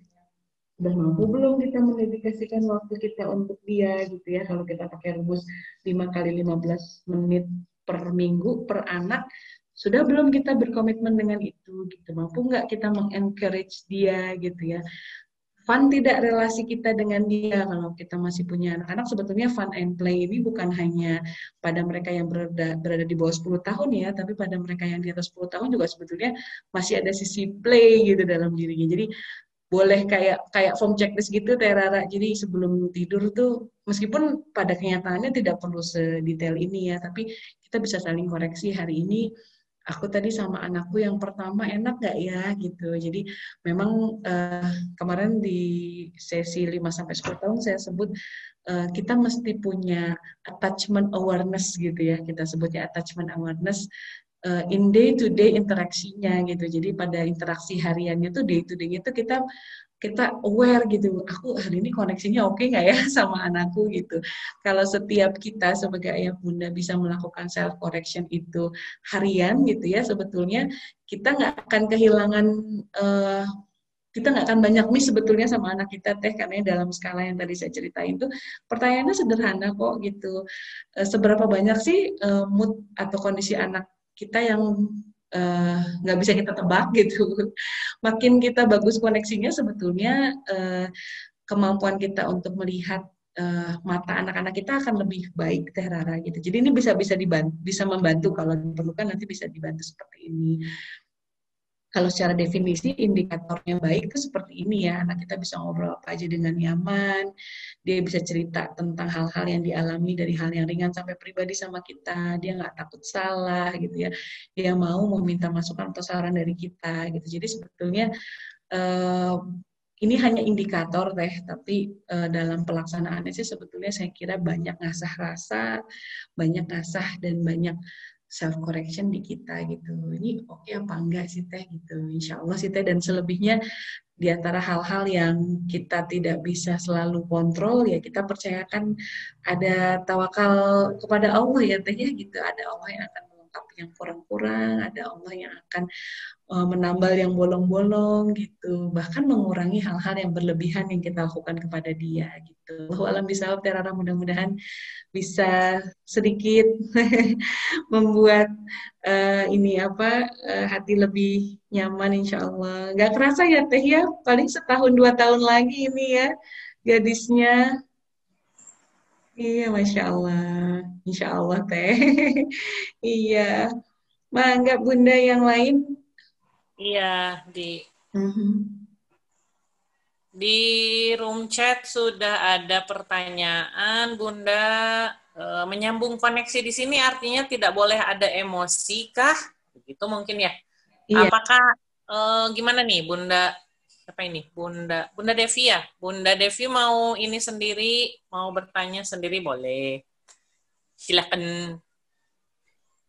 Yang ini Bun, ini juga udah ada yang angkat tangan, Bapak Mas Fasran nih, Pak Hendriza ya. Silakan, mangga. Yang ini. Oh, yang Kak Rizky. Oh ya, silakan itu dulu. Di chatroom juga masih ada 3 pertanyaan. Ya, mangga Pak, silakan Pak. Ya, Assalamualaikum warahmatullahi wabarakatuh. Waalaikumsalam warahmatullahi wabarakatuh. Silakan Pak. Ya, salam kenal Bapak Ibu semua. Salam kenal Bunda dan Ayah Keila. Iya. Udah lama ya. Iya. Iya. Iya, saya mau bertanya mengenai tadi ada risetnya dari Amani terkait ada tiga masalah ya, dari komunikasi, terus juga kedekatan, satu laginya saya lupa gitu ya. Yang ingin saya tanyakan itu contohnya itu seperti apa ya, komunikasinya seperti apa, kedekatan seperti apa contohnya dari hasil risetnya Amani itu. Terus yang kedua itu seperti apa perbedaan gitu ya, permasalahan tadi itu di anak laki-laki seperti ada perbedaannya nggak antara anak laki-laki dan anak perempuan gitu dari kasus-kasus yang dari risetnya Amani itu. Mungkin itu aja pertanyaan saya. Terima kasih. Assalamualaikum. Siap, terima kasih Pak. Pertanyaannya keren. Mangga silakan Bunda Sofiana. Iya, mantap sekali Pak. Saya sangat mengapresiasi Bapak detail sekali tadi menyimak slide-nya. Ada 3K Pak. Yang pertama tuh keterbukaan ya. Yang pertama kedekatan, yang kedua adalah keterbukaan, yang ketiga adalah komunikasi. Sebetulnya 3 kata itu bermuara pada satu bab yang sama Pak, yaitu tentang relasi sebetulnya ya, relasi antara seorang orang tua dengan anak-anaknya gitu. Apa yang menjadi pembedanya? Sebetulnya sih kalau dalam kasus-kasus yang kami sering temui di lapangan itu, bab-bab tentang kedekatan itu biasanya berkisar ya dari banyaknya problem di mana orang tua tidak cukup merasa dekat dengan anak-anaknya Pak gitu. Jadi itu kasus yang paling sering kami temui gitu ya. Contoh tadi yang saya cerita di awal, banyak orang tua yang datang anaknya sudah 16 tahun, sudah 20 tahun gitu. Tapi kehilangan jejak gitu Pak, kehilangan jejak, kehilangan koneksi. Kok anakku kenapa begini ya, kok kayaknya nggak kenal gitu. Anaknya di usia yang seperti ini ketika orang tua mulai sadar kok kayaknya ada hal yang harus diperbaiki. Ketika baru mau ngedeketin, baru mau PDKT, udah terlambat Pak. Itu paling sering kasus seperti itu kami jumpai gitu. Kayak contoh beberapa kasus yang sedang kami tangani itu karena kedekatannya nggak dibangun dari kecil dan orang tuanya baru mau ngebangunnya sekarang gitu. Pintu-pintunya sudah banyak ditutup sama anak-anak gitu. Jadi ada beberapa yang sekarang kami sedang damping itu para ayah yang sedang PDKT sama anaknya sendiri gitu Pak gitu. Jadi untuk bisa dengar ya, untuk bisa dipahami gitu ya, itu ternyata butuh waktu. Ya, sebentar saya mohon izin sebentar ya Bu, sebentar. Oke. Baik, Mangga Bunda. Ya. Jadi mungkin kalau saya lihat memang ada beberapa juga yang saya amati adalah di bab komunikasi mungkin ya Pak ya. Saya sambungkan nih dengan Bunda Sofiana. Kalau Bunda Sofiana mungkin kasusnya di secara klinis dan secara terapis. Kalau yang saya coba meraba diri, meraba rasa sih mungkin ketika kita seringkali komunikasi itu hanya satu arah. Jadi bentuknya hanya dari ayah kepada anak, dari ibu kepada anak, dengan pertanyaan yang sama, yang sepertinya mungkin jawabannya juga standar. Udah sholat belum? Udah ngerjain PR belum? Udah ini belum? Gitu ya. Jadi pertanyaan-pertanyaan komunikasi-komunikasi yang tidak menyentuh hati, tapi hanya menyentuh kepada hal-hal basic di permukaan. Nah, bagaimana komunikasi itu sebetulnya kalau saya melihatnya ada komunikasi verbal, ada komunikasi nonverbal, dan komunikasi nonverbal itu akan tampak dalam tatapan, mimik wajah, intonasi, kemudian bahasa tubuh anak ketika ada ibunya, ada bapaknya ngedeketin, dia nggak nyaman, itu sebetulnya salah satu indikator bahwa ada komunikasi yang tidak tersambung gitu. Nah, kasus yang saya rasakan sih, saya juga pernah dapat penolakan dan mungkin kita yang harus memperkuat kepekaan sebetulnya. Kepekaan itu artinya bukan hanya sekedar mempertanyakan kok dia tidak menerima, kok anaknya begini sih, tapi mungkin lebih ke meraba diri, kok bisa sampai rusak nih hubungan, sampai dia tidak mau, tidak nyaman dengan kehadiran kita. Artinya ketika bahasa tubuhnya menunjukkan ketidaknyamanan itu kan kelihatan ya, kerasa lah gitu ya. Kerasa misalnya ngelengos lah, atau buru-buru ngambil buku lah, atau ngambil apalah handphone, sibuk sendiri, artinya kehadiran kita itu tidak diharapkan. Mungkin itu yang saya rasakan. Mangga Bunda Sofiana disambung lagi. Sudah terjawab nih dari Bunda. Iya, jadi saya tadi kepotong handle anak saya yang ketiga. Ini sedikit cerita supaya bisa jadi gambaran buat ayah bunda. Saya sama Bunda Sri sama-sama punya anak ketiga yang usianya sama nih, gitu ya. Dalam ini usianya baru 2,5 tahun ya. Saya mau cerita, saya pribadi sedang 2 bulan inilah sedang diuji di bab itu ya. Jadi sudah lulus toilet training di 2 tahun 1 bulan. Ternyata mundur tuh Bun. Mungkin Bunda Sri ngalami juga tuh. Mundur gitu ya. Dan ternyata satu hal yang menjadi problemnya adalah anak ini cemas ya. Bukan perihal nggak bisa ke toiletnya, bukan gitu. Dia tahu dia bisa gitu, tapi sudah 2 bulan ini mundur. Ngompol lagi, kalau mau ke toilet harus sama saya gitu. Itu kan pesan ya Pak, itu pesan ya. Itu satu pesan yang kalau kita ngelihatnya dari matanya kita sebagai orang dewasa, kita akan bilang gitu aja kok susah sih gitu. Kamu kenapa sih gitu. Nah, kadang-kadang cara-cara kita menyelesaikan satu perilaku yang tidak menyenangkan dari anak tuh kita ngambil shortcutnya kan begitu ya.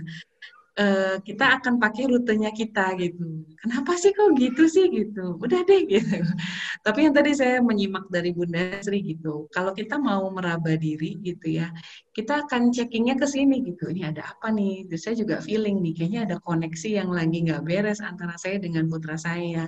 Oh mungkin dia merasa insecure. Oh dia mungkin merasa dirinya tidak sepenting adiknya yang masih bayi gitu. Oh dia gitu. Jadi bayangkan Pak, dalam rentang anak baru 2,5 tahun saja, variabel emosi yang dia rasakan tuh sudah sekompleks itu gitu.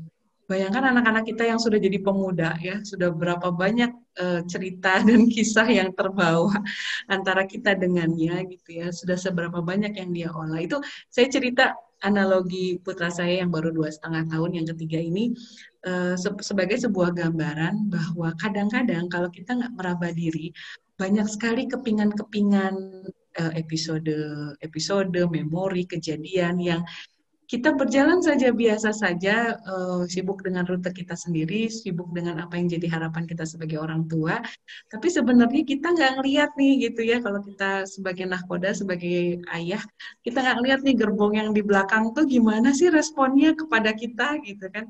Attachment dan bonding itu kan, attachment adalah sejauh mana anak-anak kita memiliki kebutuhan kepada kita. Dan bonding tuh how to responnya, bagaimana kita merespon itu. Jadi kenapa 3K tadi menjadi hal yang paling sering kelewat, karena yang saya amati itu seringnya orang tua sibuk sendiri dengan perasaan-perasaannya Pak gitu. Seringnya orang tua sibuk dengan perasaan-perasaannya, sibuk dengan targetan-targetannya, sibuk dengan keharusan harus begini, harus begitu. Tapi dia tidak cukup mampu meraba diri, meraba anaknya gitu. Ini sebenarnya kamu pengennya apa sih nak gitu. Sehingga ini yang membuat banyak orang tua kehilangan jejak gitu. Dan baru tersadar bahwa wow, ini jadi satu masalah ketika biasanya usianya sudah dewasa Pak gitu. Jadi kasus-kasus yang masuk ke ruang konsul kami biasanya memang sudah kasus-kasus yang epik ya. Misalnya contoh, ini salah satu kasus yang ekstrim, seorang anak yang sangat baik sekali gitu. Tahu-tahu ternyata dia menjadi salah satu leader dari, punten saya sebutkan di sini, ini Pak, dia melakukan masturbasi di sekolahnya, dia bersama teman-temannya gitu, dan dia yang jadi leadernya gitu. Dan itu kan satu kasus yang mengagetkan, apa ini gitu, kenapa bisa begini, baru orang tua tracing gitu. Oh ternyata, nah itu Pak yang saya sebut tadi, oh ternyata kedekatannya nggak bagus, ternyata kelekatannya, komunikasinya, keterbukaannya gitu. Jadi kenapa tadi 3K ini menjadi bagian-bagian yang penting tuh karena itu Pak, supaya kita nggak terlalu kehilangan jejak lah. Apakah kita harus tahu semua tentang anak kita? Nggak juga ya Pak. Kita tetap harus hormati anak-anak kita seiring jadi pemuda, dia punya area-area misteri yang biarkan itu jadi area misteri ya. Kalau semuanya sudah ketebak nanti nggak seru ya. Jadi tetap harus ada area misteri juga. Mungkin ada hal yang dia nggak mau cerita sama Bapak, ya nggak apa-apa. Tapi setidaknya kalau kita sudah kenal bentuk ininya lah, bentuk dasarnya, hal-hal yang berubah ke kanan ke kiri sedikit mah insya Allah kita masih bisa pegang insya Allah Pak gitu. Saya kira itu Pak. Dan apakah pada anak laki-laki dan anak perempuan berbeda? Ya, dari sisi ekspresi kalau pengamatan saya begitu. Biasanya anak-anak perempuan memang cenderung lebih ekspresif, meskipun ada juga anak-anak perempuan yang juga tidak ekspresif gitu ya. Jadi tidak berlaku mutlak. Saya pernah bertemu anak-anak perempuan yang justru lebih lempeng daripada anak laki-laki. Dan sebaliknya saya pernah bertemu juga anak laki-laki yang super lembut gitu, sensitifnya dibandingkan dengan anak perempuan gitu. Jadi masalah tentang perbedaan itu sebetulnya kalau kita sudah kenal dengan baik anak kita akan tahu bahwa masing-masing anak tuh ternyata punya cara pendekatannya masing-masing kok Pak gitu. Jadi tidak terlalu signifikan, dan memang banyaknya tuh kayak tadi kasus yang kami tangani, saya sedang memperbaiki relasi seorang ayah dengan anaknya yang sudah 16 tahun. Setelah 16 tahun ayahnya nggak tahu gimana caranya megang anaknya gitu. Itu saya ini lagi Pak, kita melakukan lagi role play, ini bahasa cinta satu persatu gitu. Dicoba pakai sentuhan, anaknya nggak suka gitu. Dicoba pakai kata-kata sayang, anaknya getek, udah nggak pernah dengar kata itu dari ayahnya gitu. Sampai akhirnya tadi kita menyepakati, ya sok apa yang bapaknya suka, yang kira-kira bisa masuk untuk anaknya. Akhirnya tadi kita menyepakati mulai dari main game bareng gitu. Jadi, Masya Allah Pak gitu, saya kira Bismillah, mudah-mudahan ketika kita mengikhtiarkan ini lebih awal, kita bukain pintu-pintu yang banyak ya, sehingga pada saatnya nanti ada sesuatu hal yang tadi bahasa Teh Rara, kita takut ada hal yang nggak bisa kita kontrol, kita takut ada hal yang ini dan itu yang barangkali kita juga tidak bisa semua kita prediksi ya Teh ya, dan itu akan menjadi kurikulum Allah. Setidaknya ketika hal itu terjadi, kita tidak kehilangan pintu, Pak. Ketika satu pintu tertutup, kita bisa melihat pintu-pintu yang lain yang terbuka, insya Allah. Mudah-mudahan terjawab, Pak. Iya, Masya Ya, Allah. terima kasih. Iya. Sama-sama. Iya, ini ada pertanyaan nih di room chat dan ini sudah ngantri. masih 3, kita sudah waktunya sudah mepet sekali ya. Di sini dari Bunda Ica, menyambung koneksi di sini artinya tidak boleh ada emosi kah? Itu pertama. Yang kedua, sisi tergelap itu ciri-cirinya seperti apa mungkin ya. Yang ketiga dari Bunda Arfa, bagaimana kita menyikapi anak ketika love hormonnya sudah mulai bekerja. Begitu dulu. Mangga Bunda. Saya mulai dulu dari Bunda Ica. Apakah menyambung koneksi artinya tidak boleh ada emosi? Justru nyambung koneksi harus banyak pakai emosi, Bun, gitu. Jadi supaya kita sama-sama menyamakan persepsi, emosi itu sebetulnya tidak selalu negatif, Bunda. Jadi ada yang disebut dengan emosi-emosi positif gitu. Mungkin maksudnya Bunda Ica di sini adalah apakah ketika kita mau nyambung koneksi sama anak, kita nggak boleh pakai emosi itu, apakah kita jadi harus nggak boleh marah, nggak boleh mengeluarkan emosi yang negatif, apakah begitu maksudnya, Bun? Apakah sepertinya begitu. Betul katanya. Sudah angkat jempol. Kalau saya termasuk psikolog yang percaya kita tidak boleh jadi robot parenting juga ya, Bunda Sria gitu. Jadi kalau marah-marah aja ya. adanya marahnya tetap ilmu, pakai strategi. Apa adanya aja, dan kita akan capek juga kalau kita harus memerankan diri yang bukan kita gitu. Jadi ambil rasa nyamannya Bunda saatnya, apalagi kalau anak kita sudah pemuda. Mereka harus belajar banyak ragam emosi justru gitu ya. Pada saatnya kita harus marah, ya marahlah Bun gitu, nggak apa-apa. Kalau saya pribadi begitu ya. Jadi nggak apa-apa. Yang tidak boleh itu adalah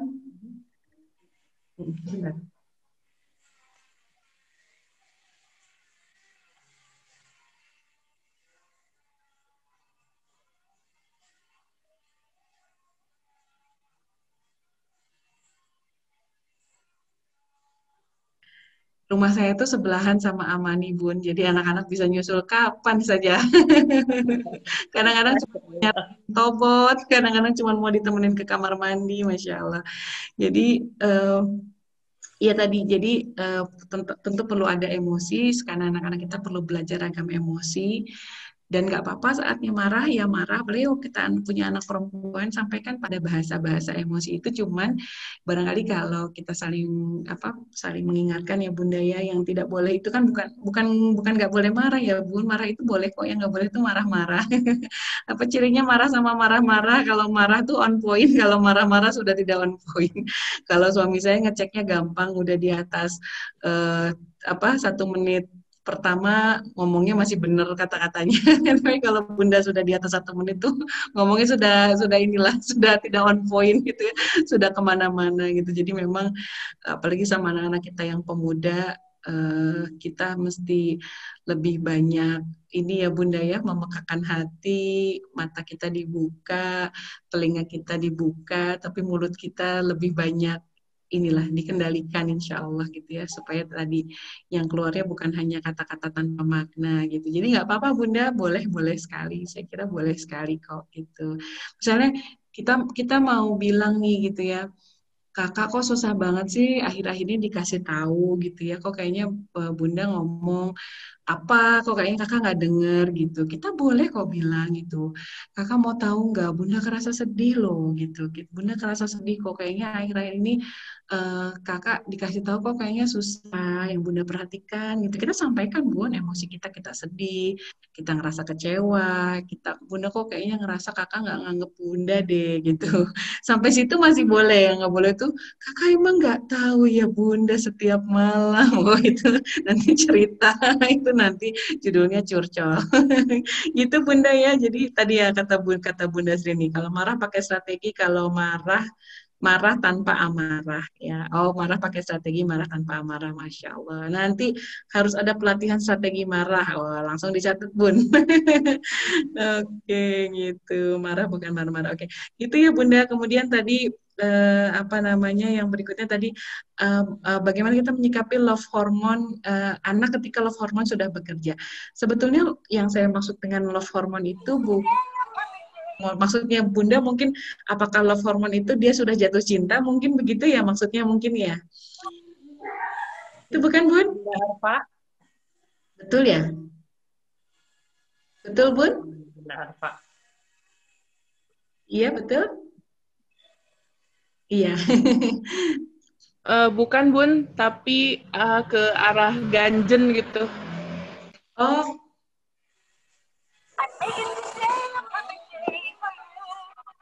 Centil? Centil ganjen centil? Oh iya, iya. Maksudnya sudah kenal cinta lawan jenis gitu, Bun? Kurang lebih begitu mungkin ya. Kalau yang tadi saya sebutkan dengan konteks love hormone di awal itu adalah yang saya maksud adalah hormon yang dikeluarkan oleh ini Bun, love hormone oksitosin. Jadi kan kenapa attachment ini menjadi satu hal yang penting untuk kita jaga dan kita awetkan lah ya. Lem ini kita awetkan karena ketika anak-anak itu diberikan kepercayaan, kita bersifat respect, empatik, itu tubuh anak-anak kita memproduksi hormon oksitosin yang saya sebut sederhananya itu hormon cinta ya. Itu love hormone yang nanti dia akan menggerakkan hormon-hormon yang lainnya ya gitu, feel good dan seterusnya gitu. Tadi saya sebutkan adalah tadi ya Bunda, jadi cintanya cinta yang sifatnya afeksi, cinta yang sifatnya umum gitu ya, bukan cinta pada lawan jenis. Nah, bagaimana ketika hal tersebut dalam konteks dengan lawan jenis gitu ya, tentunya itu menjadi salah satu bagian dari sunatullah ya yang akan dilewati oleh anak-anak kita di masa-masa ABG-nya gitu ya. Kalau menurut hemat saya sih tidak perlu khawatir, apalagi kalau anak kita perempuan justru lebih enak bicara ya bahwa posisi bunda tuh sudah sama loh seperti teteh gitu ya. Kita bisa menyingkapinya dengan tenang, kita bisa sambil bercerita juga bagaimana dulu pengalaman bunda ketika menghadapi si merah jambu ini gitu ya. Gitu. Jadi tetap tenang Bun, insya Allah. Kalau dari saya pribadi sih nggak masalah. Begitu. Mungkin ada tambahan Bunda? Ya itu memang itu mah fase seru membersamai anak perempuan ya. Mari kita nikmati. Nanti mungkin perlu ada bab khusus sepertinya menghadapi serangan virus merah jambu. Oke Bunda, terakhir bagaimana ciri-ciri apa tadi tentang kewaspadaan kalau ada sisi tergelap. Nah ini karena saya up tentang sisi tergelap, sepertinya orang tua sepertinya tersadarkan gitu ya. Apakah anak-anak kita memiliki sisi tergelap? Kita yang mungkin perlu bertanya sama diri kita sendiri. Apakah kita memiliki sisi tergelap? Siapakah kita dengan tanduk evil itu? Iya, kalau saya pribadi percaya segala hal yang terjadi pada anak kita tuh seperti seperti satu paket ya Bunda. Jadi Betul. Ya harus ada yang kita terima ya baik-baiknya ya nggak baik-baiknya gitu. Ada baik kalau kita kan cenderung mudah menerima yang baik-baik ya karena itu mah naluri ya. Kita pasti senang lihat yang baik-baiknya. Tapi pada bab-bab yang tidak baik-baiknya apa sih yang bisa kita waspadai gitu ya.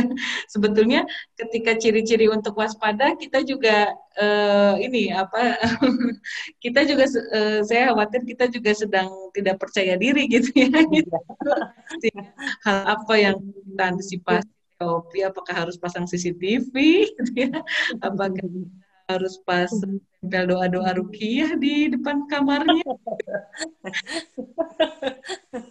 Ya, jadi nggak usah. Saya kira kalau di waspada sebetulnya mungkin kalau saya menyoroti secara psikologis tuh biasanya ada perubahan perilaku, Bunda.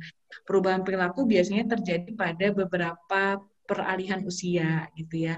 Jadi kalau anak-anak itu pada setiap fasenya tuh biasanya ada periode-periode, saya sebut sih periode sulit, meskipun bukan sulit yang membuat kita jadi tidak berdaya, tapi pada hal-hal, pada periode-periode tertentu susah. Contoh misalnya peralihan dari usia 6 ke 7. Mungkin Bunda kerasa ya waktu dulu pas nganterin masuk usia anak masuk usia 7 awal tuh itu biasanya periode susah. Di usia SD periode susah lagi biasanya nanti usia kelas 3 ke kelas 4 karena dia sudah mulai masa peralihan tanggung jawab yang lebih besar. Nanti periode peralihan susah lagi biasanya pas mau balik ya, nanti periode susah lagi gitu. Nanti artinya ada setiap fase-fase perubahan ya biasanya yang terjadi pada anak-anak kita. Tapi saya kira kita tidak perlu over antisipatif juga sih Bun. Jadi bisa kita lalui dengan santai, insya Allah dengan tetap bertawakal sama Allah. Yang perlu kita peka kalau ada apa-apa tuh kalau saya boleh saran tuh perubahan perilaku sih Bun. Jadi misalnya kayak kita lihat biasanya kakak ceria, kok kayaknya udah seminggu ini kok kita lihat kok kayaknya raut wajahnya beda ya gitu. Kita simak, oh ternyata bukan cuma seminggu ya, ternyata 2 minggu juga sama gitu. Biasanya hal paling gampang kita lihat seperti itu. Perubahan sikap, perubahan cara-cara berperilaku. Nah, tadi Bun katanya kenapa kuncinya di relasi, ketika relasi kita dengan anak baik ya, ketika ada hal-hal yang berubah, kita bisa cepat nge-tracing laginya gitu, kita bisa cepat nge-track lagi ada hal apa ya gitu yang apakah kamu membutuhkan bantuan Bunda untuk menyelesaikannya, apakah kamu membutuhkan bantuan ayah gitu. Kalau saya pribadi termasuk yang punya keyakinan kalau anak kita sudah pemuda untuk kita membantu tuh juga permisi dulu, betul nggak ya Bunda Sri ya? Betul sekali. Saya pribadi sih cenderung kita juga mereka semakin punya otonomi gitu ya. Tapi saya kira cukup dengan menghadirkan diri kita yang utuh dan memberikan dia kepercayaan bahwa kapanpun kamu membutuhkan Bunda dan Ayah tuh kami ada di sini kok untuk bisa mensupport kamu gitu. Jadi saya kira itu sudah lebih dari cukup dari hal yang kita lakukan untuk anak-anak ya. Saya kira itu mungkin Bunda. Iya Bunda, luar biasa, Masya Allah, Alhamdulillah ya. Jadi memang yang paling kita khawatirkan adalah kita tidak siap menerima sisi tergelap dari anak-anak kita karena mungkin itu tidak sesuai dengan value kita. Tapi ternyata semua ada kurikulum ilahi ya. Artinya ketika itu pun terjadi, itu tidak mengurangi nilai bahwa mereka adalah anak-anak kita gitu. Tapi memang tugas kita adalah menyiapkan diri, melepaskan mereka dengan peran-peran terbaik mereka. Jadi mungkin poin sisi tergelap ini perlu kita breakthrough karena saya teringat ada di satu ceramahnya Ustadz Adi Hidayat itu adalah ketika kita seringkali hanya fokus pada hal-hal baik, kita lupa bahwa manusia itu punya sisi buruk dan kita tidak pernah berani menggali apa sih sisi terburuknya diri kita atau sisi terburuknya manusia. Padahal sebetulnya kita semua memiliki itu gitu. Karena kita adalah gabungan antara angel and demon gitu ya kalau bahasa ininya. Itu mungkin Bunda, Masya Allah ini tidak terasa ya, ternyata malah jadi 2 jam manjang, kita sudah lewat jam 9, tapi kok berasanya 10 menit ya kalau ngobrol sama Bunda Sofiana itu ya. Kita perlu hadirkan, tidak hanya secara virtual, tapi insya Allah mudah-mudahan kalau sudah memungkinkan, kita bisa meraba rasa, meraba diri bersama beliau, itu kalau ketemu langsung itu lebih, gitu ya, lebih klop banget lah kalau sama beliau. Bunda, kita akhiri mungkin ya, kalau ada pertanyaan-pertanyaan yang terkait materi ini, sisi tergelap, sisi khawatir orang tua, ini wajar sekali. Saya secara pribadi sangat membuka, Bunda Sofiana juga insya Allah kita coba melihat anak kita secara utuh dan mudah-mudahan insya Allah kita sendiri siap menjadi orang tua yang lebih menguatkan diri gitu ya. Mungkin kita kalau tidak ada lagi pertanyaan dan memang saya tidak akan buka lagi karena sudah terlalu malam ya. Ini bayi sudah digendong-gendong nih. Bunda Sofiana juga meninggalkan bayi juga. Terima kasih atas kehadirannya. Terima kasih bunda-bunda semua. Kariti, sudah siap kamera? Kita foto-foto dulu biar seru-seru ya. Iya, closing statement saya, coba gali sisi tergelap. Coba menjelajah sisi tergelap ya. Ini pertanyaan menarik, kenapa? Karena usia 11 sampai 18 tahun itu adalah usia mencoba-coba ya. Banyak banget mungkin Bunda menghadapi di ruang terapi itu anak-anak yang justru menunjukkan sisi tergelapnya dan orang tua tidak siap. Kak Rizky, kalau sudah oke, tinggal ini ya. Ya siap, ini cuman sekali, jadi silakan ayah bunda sekalian dinyalakan kameranya. Ya. Oh ada dua ding, ada 2 slide nanti satu-satu. Oke. Oke, sekarang. Baikku iya. Kelihatan wajahnya.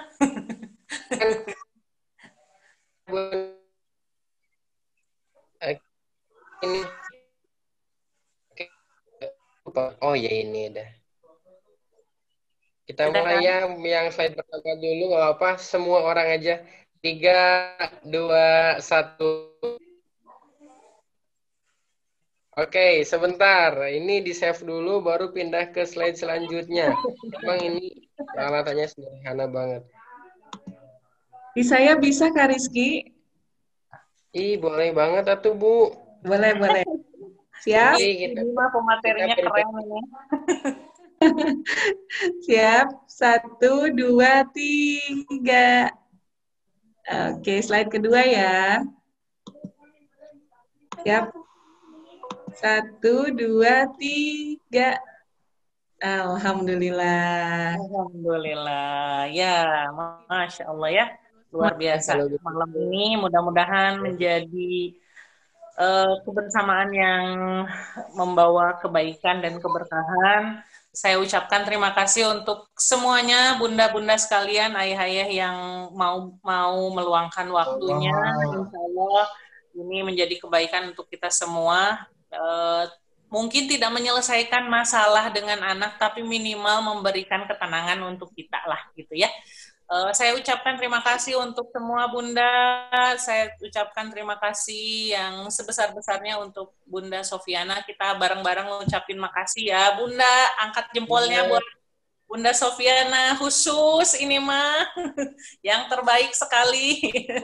Terima kasih sudah mau direpotin. Luar biasa materinya. Insya Allah kita ketemu lagi hari Jumat bersama Om Ayi tentang fitrah fisik. Nah, materi yang Sabtu saya lupa. Seperti biasa saya lupa. Nanti besok saya share ya. Oke, baik. Kita tutup dengan hamdalah, doa akhir majelis. Alhamdulillah. Subhanaka Allahumma bihamdika asyhadu an la ilaha illa anta astaghfiruka wa atubu ilaik. Mohon maaf dari saya, mohon maaf dari kami semua para tim. Terima kasih atas kehadirannya. Billahi taufiq wal hidayah. Wassalamualaikum warahmatullahi wabarakatuh. Dadah.